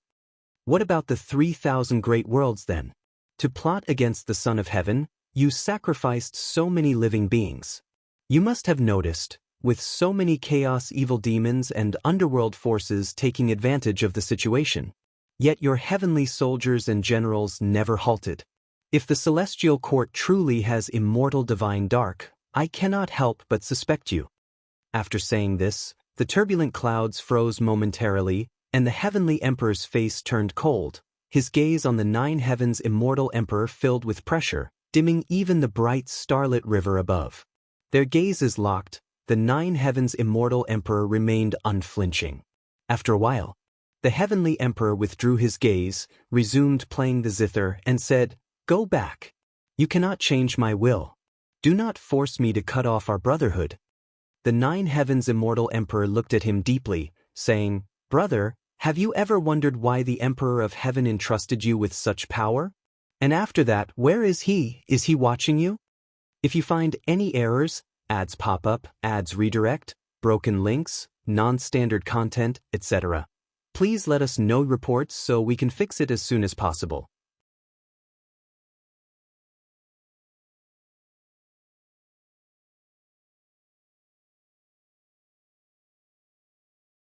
When the sea of clouds reformed, the golden dragon behind him dissipated, and his aura followed in withdrawal, his white hair slowly settling down. Umph! The heavenly emperor snorted coldly, clearly extremely displeased with the attitude of the 9 heavens' immortal emperor. He raised his right hand, small points of silver light emerged from his palm, countless in number. On a closer look, these silver lights were reflections of various worlds, one piece of silver light near the edge gradually darkening. Dark heavenly court, I must see who supports you from behind. The heavenly emperor murmured to himself, his tone filled with disdain. His gaze suddenly focused on a point of silver light, his pupils reflecting a silhouette, causing him to raise an eyebrow. Oh, this variable is, at dusk in the Taoist field of the beginningless. On the mountaintop, Guwen meditated at the edge of the cliff, standing against the wind. He slowly opened his eyes. He had just performed a lifespan projection, requiring 100 million years of lifespan, far exceeding the amount before the upgrade. However, the insights he gained from the Great Tao also surpassed those from before. He didn't know the experiences of the projected self, but the insights gained benefited him greatly. He looked up at the 3,000 great worlds, detecting signs of survival from a portion of the projected selves. More of the projected selves were in the past and the future, all elusive without any causal connections, unless the realm reached the same height as his. Otherwise, it's hard to notice them. Still not working. Could it be that taking the path of the 3,000 great Tao is wrong? The way of the saints is the ultimate of one Tao. To break through the limit, should I cultivate other Taos? Guwen pondered. Although he still could not find the signs of becoming a saint, such insights did enhance his Tao intent. He never rushed to become a saint. Even if he ultimately failed to comprehend, he could forcefully break through using lifespan evolution. However, during the years of accumulation, he preferred to strive on his own. Sometimes, without striving a bit, one doesn't know the benefits of giving up. Guwen humorously remarked to himself, he did not stand up, just sat at the edge of the cliff. As night descended, the night sky of the celestial spirit great world was resplendent with stars, a galaxy hanging upside down, so beautiful. All living beings looked up, thinking that beyond the heavens was a more vast, magnificent scene. Yet, in reality, most of the universe beyond was shrouded in darkness, devoid of light. Moon sets, sun rises. A new day came. Guwen stood up, preparing to stroll inside the dojo, rest for a few days before leading an XN to other great worlds. Time flowed endlessly, whether the beings were in suffering or in peace, all couldn't stop the passing of time. The immortals and gods were still sweeping through the 3,000 great worlds.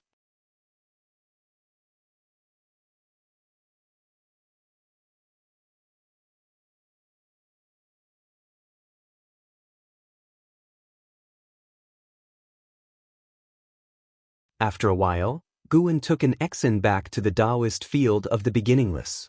As the master and disciple walked along the mountain path, an Exen began describing her feelings about today's battle. She was in good spirits, able to sense her own progress. They walked slowly, and the Taoist field of the beginningless was vast. By the time dusk had fallen, they still had not returned to the main peak. At this moment, they encountered 2 disciples approaching from the woods ahead. It was Sin and Su Han.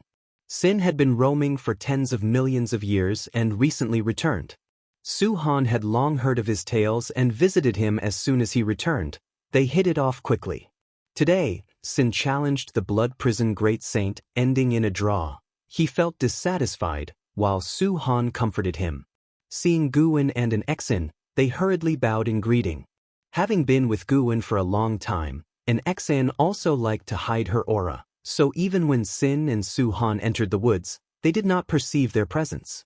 Guwen passed by them without speaking, and an Exen did the same. Sin tilted his head and watched Nzin's retreating figure, his eyes filled with confusion. Why does it feel like the senior sister has grown even stronger? He had roamed many great worlds with numerous opportunities, yet upon returning to the beginningless, he felt his status had not changed at all. People he couldn't defeat in the past, he still couldn't defeat now. He even doubted whether he should have left in the first place. Seeing an Exion again, Sin discovered an eerie pressure emanating from her, inexplicably frightening him, but he couldn't figure out why. Guin, with his back to Sin, was satisfied with Sin's perception. Sin's father was the Emperor of Eternal Life, who possessed the immortal Emperor's Eye. Although Sin hadn't inherited this, he had an unusually high perception power towards it. Guin planned to teach Sin how to cultivate the immortal Emperor's Eye. However, he still needed to consider how to guide the Blood Prison Great Saint. He couldn't allow his steed to lose to his young disciple. After Guin and an Exen walked away, Suhan couldn't help but ask, "Uncle Master, you and Master Senior are of the same generation. Are you really afraid of her?" Sin, still maintaining a youthful appearance, cleared his throat and said, "I respect her, but to be honest, I am indeed very afraid of her. In fact, I would say she is the one I fear the most in the dojo." Suhan discovered that many highly esteemed disciples feared an Exin, a question he had always wanted to ask about. But, is she fierce? She isn't fierce, but she is Master's most cherished disciple, like a daughter. She once held the highest authority in the beginningless, and years ago, the second-generation disciples frequently sparred, and she was the strongest, unshakable. Sin's answer filled Suhan with reverence for an Exin. He knew an Exin was strong, but he hadn't realized none among the second-generation disciples could rival her. Recalling the Blood Prison Great Saint's performance within the barrier today, he shivered. Such a terrifying existence was no match for Master Senior? How terrifying must her talent be? On the other side, an Exen overheard their conversation, a smile tugging at her lips. She looked at Guin and asked, "Master, could this Suhan really be Senior Brother Su?" She remembered Guin once had a disciple named Suhan, the only one to die an untimely death, and Zhenqin's lifelong obsession. What a coincidence it would be if this Suhan happened to join under Zhenqin's wing and even gained paternal favor. Facing an Exen, Guin did not hide the truth, saying, "It is indeed him, but I don't plan to let him and Qiner know the truth just yet. When they achieve enlightenment, all confusion will naturally unravel, and by then, they will be at peace." An Exen nodded and remarked, "Master, though you say you don't care about this or that, I think there isn't anyone softer-hearted than you." Guin often instructed his disciples that protecting the celestial spirit great world was enough, yet whenever the 3,000 great worlds faced calamities, he would always intervene, albeit discreetly. She understood her master's approach. Being too conspicuous risked offending the celestial court, inviting greater disasters, which only deepened her admiration for him. Knowing something impossible and still doing it. Guin did not respond to an Exen but changed the subject, saying, "Tomorrow, it'll take you to experience a real battle. You might lose, so prepare yourself mentally." Upon hearing this, Nzin's smile faded, her eyes filled with battle intent.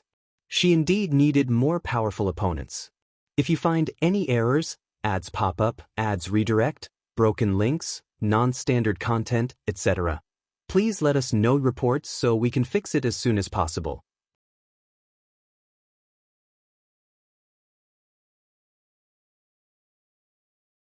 Chapter 864. The vast gap below the star sea, the expansive dark earth stretched endlessly. A flicker of fire stood conspicuously against the darkness. Upon closer inspection, thousands of cultivators sat around a massive bonfire. Liya sat cross-legged at the forefront, placing his treasure sword upon his lap. He was healing while simultaneously seeking sword enlightenment. Throughout the endless years, he had encountered numerous people who aided him, from unparalleled great powers to immortal gods descending to the mortal realm. The assistance from various destined individuals had already paved a path in his sword Dao uniquely his own. Regardless of their motives for helping him, he remained true to himself, and everything he had experienced forged his current sword Dao. Despite emerging victorious in the battle against the 3 golden crows, one had escaped, and he realized this would bring about a greater calamity. He must become as strong as possible to protect the disciples around him. The surrounding disciples did not disturb him, chatting in whispers about today's battle or discussing the way of cultivation in groups of 2s and 3s. Day transitioned into night. Months passed in the blink of an eye. Li did not seek a place to hide because as long as he remained in this great thousand world, there was no point in hiding anywhere. Until one morning, not long after dawn, flames descended from the sky, making the earth feel like it was within a furnace. The tens of thousands of disciples following Li looked up, all frowning. A gigantic golden crow, its wings spanning millions of miles, hovered above the celestial vault, obscuring the heavens and skies. From their angle, its wings seemed larger than the celestial vault itself, as a fiery sea engulfed the sky, burning fiercely, causing the temperature between heaven and earth to soar abruptly.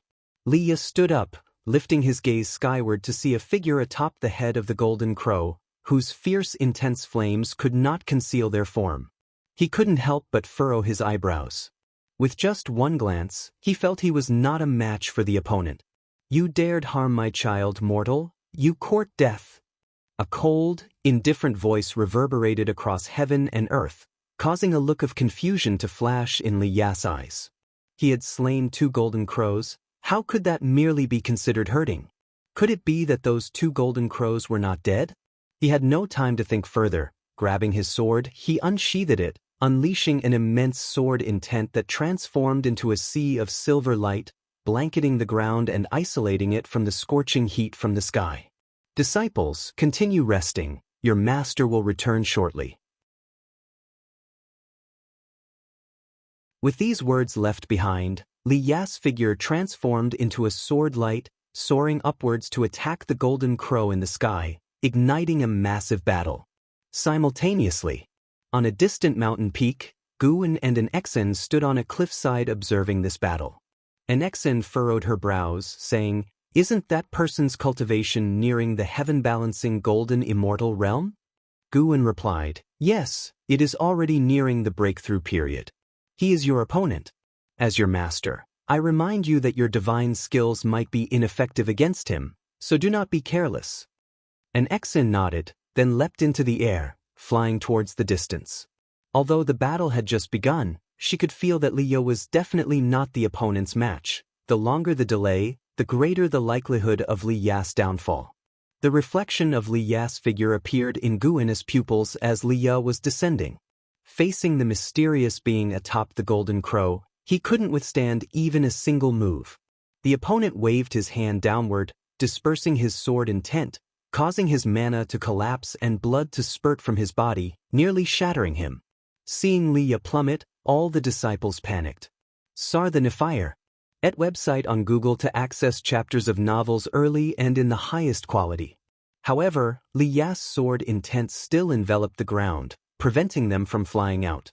They could only watch as Li fell into the sword intent array, with one disciple swiftly catching his blood-soaked form. Li, hair disheveled and face stained with blood, opened his eyes to see the loftily perched golden crow, his eyes filled with unwillingness. Earlier he sensed he would lose, but never imagined he would be defeated so swiftly. What realm could the opponent possibly be? That palm struck terror in Li, lacking any earth-shattering destruction. Yet, the Tao intent of that palm pressed heavily upon him, leaving him no room to escape. "It's over."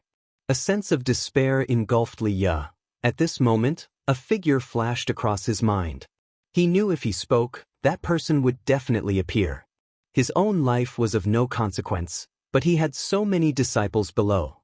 He couldn't bear to see his beloved disciples die here. "Master, are you all right?" The male disciple holding Li asked nervously, bringing him to the ground as other disciples surged forth like a tide. Li opened his mouth, blood continuously pouring out. To his horror, he discovered a chilling mana was ravaging his body, trying to prevent him from speaking. "Goo!" Li desperately forced out one word, but couldn't utter a second. His pupils trembled, plunging him into unprecedented panic. The disciples had never seen Leah displaying such an expression before, stirring both shock and rage among them. They all looked up, faces twisted with fury, glaring at the golden crow in the sky with eyes filled with hatred, void of any fear.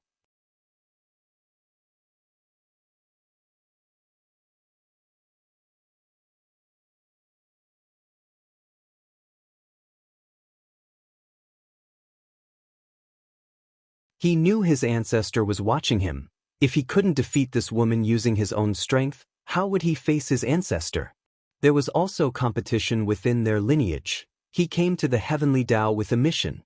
When Leah descended into this realm earlier, he noticed it but didn't pay much attention. Little did he expect such a powerful existence behind him. Nonetheless, I will not be defeated. A fierce light burst from the man in the red robe's eyes. His aura suddenly surged, shattering the surrounding space, breaking through the illusion realm created by the immortal Emperor's eye, and drawing an Exan into his domain. They arrived in a vast expanse where the man in the red robe ascended high above, surrounded by rivers of the great Tao. As he struck down with his palm, countless stars descended from the heavens, crashing toward an Exan standing on the earth. So the novel, If Ire. At website on Google to access chapters of novels early and in the highest quality. An Exan was surprised to find herself unable to move. The domain sealed her actions as soon as it pulled her in. Very impressive. Yet to think such tactics could defeat her was to underestimate her greatly. An Exan looked up. The immortal Emperor's eye erupted with extraordinary light. From her eyes emerged two divine swords that rapidly enlarged, slashing the entire realm into halves, pulverizing all the stars along the way. With just a glance, she obliterated the domain and regained her mobility.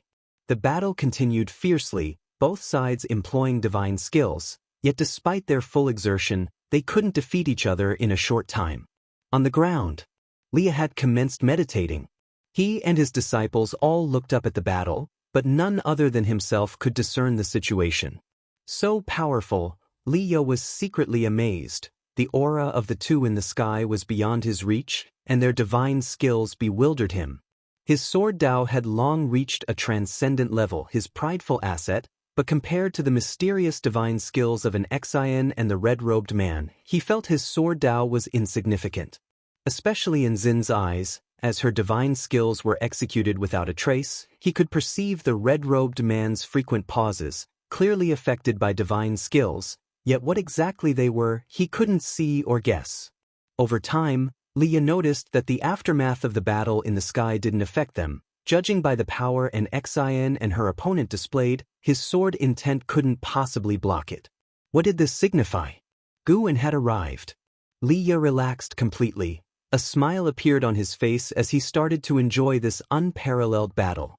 An Exan was Guan's disciple, who had come specifically to rescue him. He felt he should not be jealous but grateful to an Exan. And Xin's formidable strength was a good thing, indicating Guan's excellent teaching and serving to counteract his own arrogance and impatience.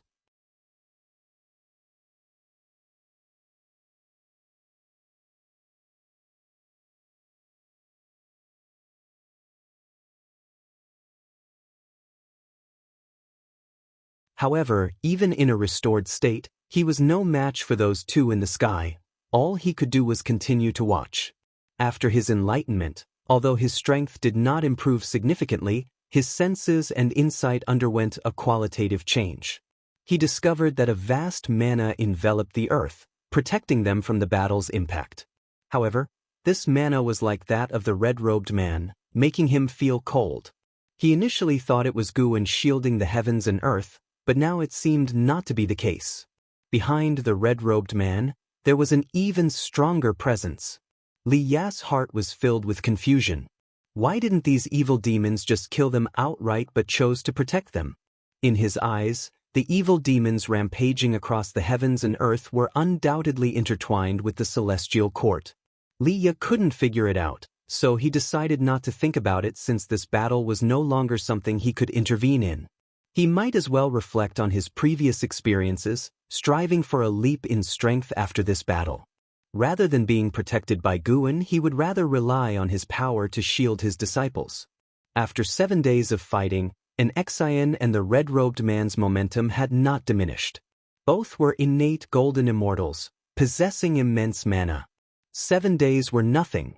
They could battle for another 7 million years without issue.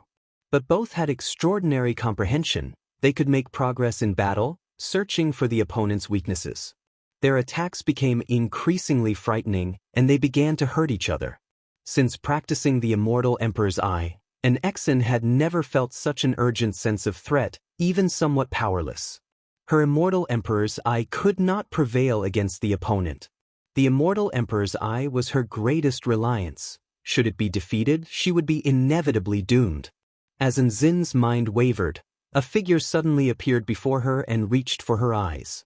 Nzin's pupils contracted. She had no time to react, only witnessing the hand reaching out to her. Everything happened too fast. Snap. Another hand suddenly appeared, grabbing the hand in front of an Exan. Guan appeared beside an Exan. Both stopped, as did the red-robed man in the distance poised to attack. His expression was extremely grim as he gazed at the mysterious elder before Guan and an Exan. The mysterious elder, who aimed to seize Nzin's immortal Emperor's Eye, was clad in a dark purple robe. Though his form was human-like, his head was that of a black crow, wearing a dignified and imposing headpiece, like the embodiment of extreme evil, exuding a chilling aura.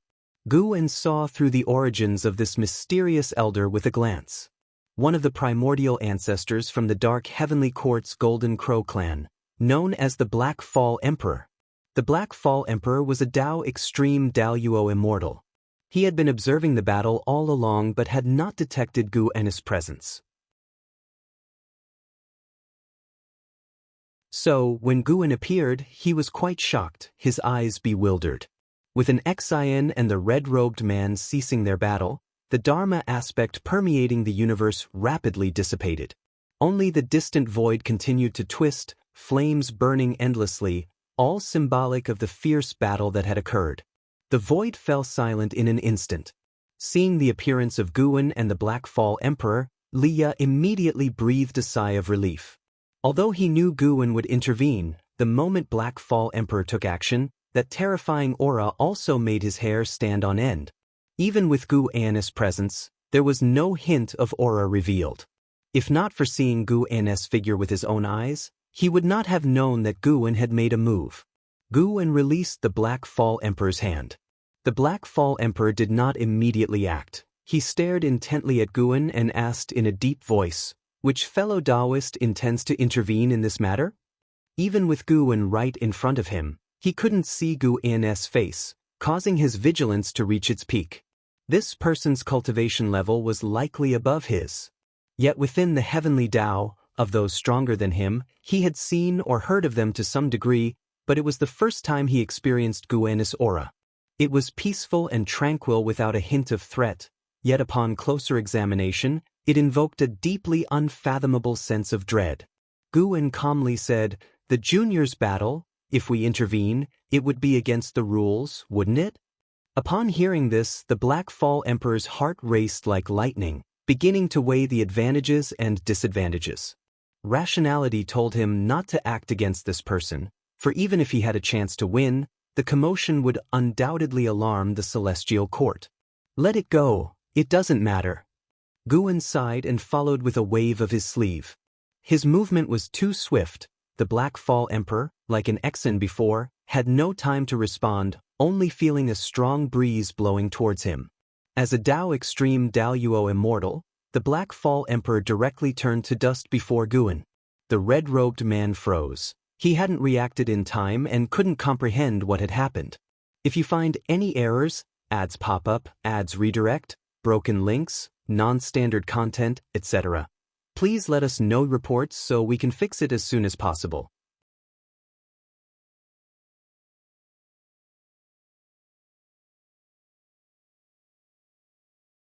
Chapter 867, Point of No Return. You have successfully slain the Black Fall Emperor, late-stage Taoist Great Luo Immortal Realm, 692,872,400,811,223 years of lifespan. Upon seeing the prompt before him, Guan's mood instantly lifted.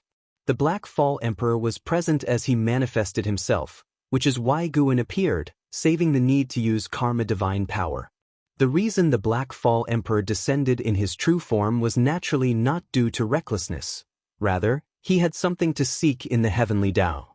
Now, Guin, even without resorting to soul search techniques, could see through the past of the Black Fall Emperor, especially since they had made contact, grasping the hand for a moment, leaving nothing secretive about the Black Fall Emperor in his eyes. This was the most lifespan he had ever seized, which also indicates that even the Tao Extreme Daluo Immortal is not immortal. The destiny of the Dark Heavenly Court is much like that of the Celestial Court, but it cannot achieve the undying nature of the Celestial Court immortals and gods, especially when the Black Fall Emperor came to the Heavenly Tao, repelled by the Heavenly Tao rules, his lifespan revealed, thus giving Guin the opportunity. Guin's gaze turned toward the red-robed man, who was at this moment still in shock. It wasn't that he was scared silly, but rather he simply couldn't believe his ancestor would die. He still thought his ancestor was being deliberately mysterious. However, the longer he waited, the more uneasy he became. As Guin's gaze fell upon him, although he couldn't see Guin's true visage, he could feel a chilling sense of horror as if he were pierced by thorns. The red-robed man disappeared in an instant, the void silent, as he swiftly maneuvered out of this great thousand world. An Exen frowned, but she did not speak. She trusted her master's judgment and choice. Guin merely turned around and then raised his right hand, his palm opening, and the red-robed man inexplicably appeared within it. Upon seeing this, an Exen inwardly marveled. Even at such close proximity, she could not discern the techniques of her master. Under an Zin's gaze, the struggling red-robed man suddenly turned into ashes.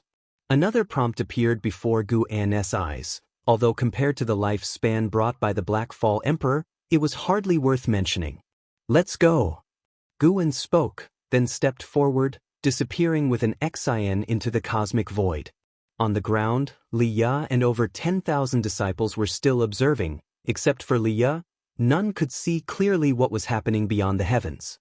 Li Ya hadn't actually seen the entire process. He only saw the sudden appearance of the Black Fall Emperor and then his disappearance. After a while, the mysterious red-robed man also vanished. After Guin appeared, the battle abruptly ended.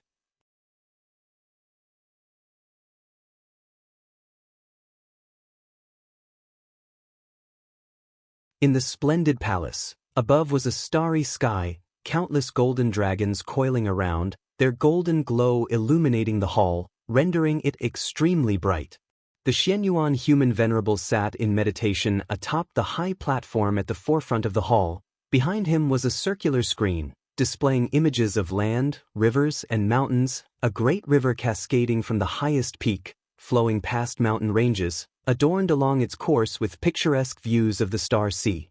This screen wasn't large, yet upon close scrutiny, it seemed boundless. At this moment, a figure flew into the hall, an old immortal. It was none other than Sichuan Old Immortal. Approaching the steps, he saluted Xianyuan Human Venerable, then raised his head, his visage full of anxiety. "Your Highness, if this continues, you are certain to meet utter ruin." Sichuan Old Immortal spoke, gritting his teeth. Xianyuan Human Venerable slowly opened his eyes, looking at Sichuan Old Immortal, self-mockingly said, "Do you think I have any means to reverse it now? This is the Celestial Court, even the Ancestor Master Wuxi cannot interfere." Sichuan Old Immortal followed, "Your Highness, have you forgotten your teacher? You have no other course. It's time to gamble everything, even not for yourself. You must fight for the living beings of the 3,000 great worlds. This is your immortal position. It cannot be defied, nor ignored, or else Songtian will exact punishment upon you. This is also the scheme of the Supreme Emperor." Upon hearing this, Xianyuan Human Venerable's eyes flickered. "Your Highness, this Taoist knows for certain the Supreme must have left you with means. Even if you can't depart this cold palace, you can contact him, correct?" Sichuan Old Immortal asked expectantly. Not only does he serve Xianyuan Human Venerable, but his disciples, his descendants, too many causalities rely on Xianyuan Human Venerable, he cannot afford to lose. Beyond his juniors, other immortals and God's hope, he delivers the message to Xianyuan human venerable, imploring him to rally, not to give up. To give up would mean utter ruin. Celestial court immortals and gods are immortal, transcending all living beings, yet the struggles within the celestial court are fiercer than those in the human world. If you find any errors, ads pop up, ads redirect, broken links, non-standard content, etc., please let us know reports so we can fix it as soon as possible. You're tuning in to the Passion Pages YouTube channel. We're so grateful for your support, and don't forget to subscribe to join us on this incredible journey through captivating stories. Your generosity through donations truly makes a world of difference, as it's the primary source of revenue that allows me to expand and enhance this channel for you. Thank you from the bottom of my heart for being a part of this adventure.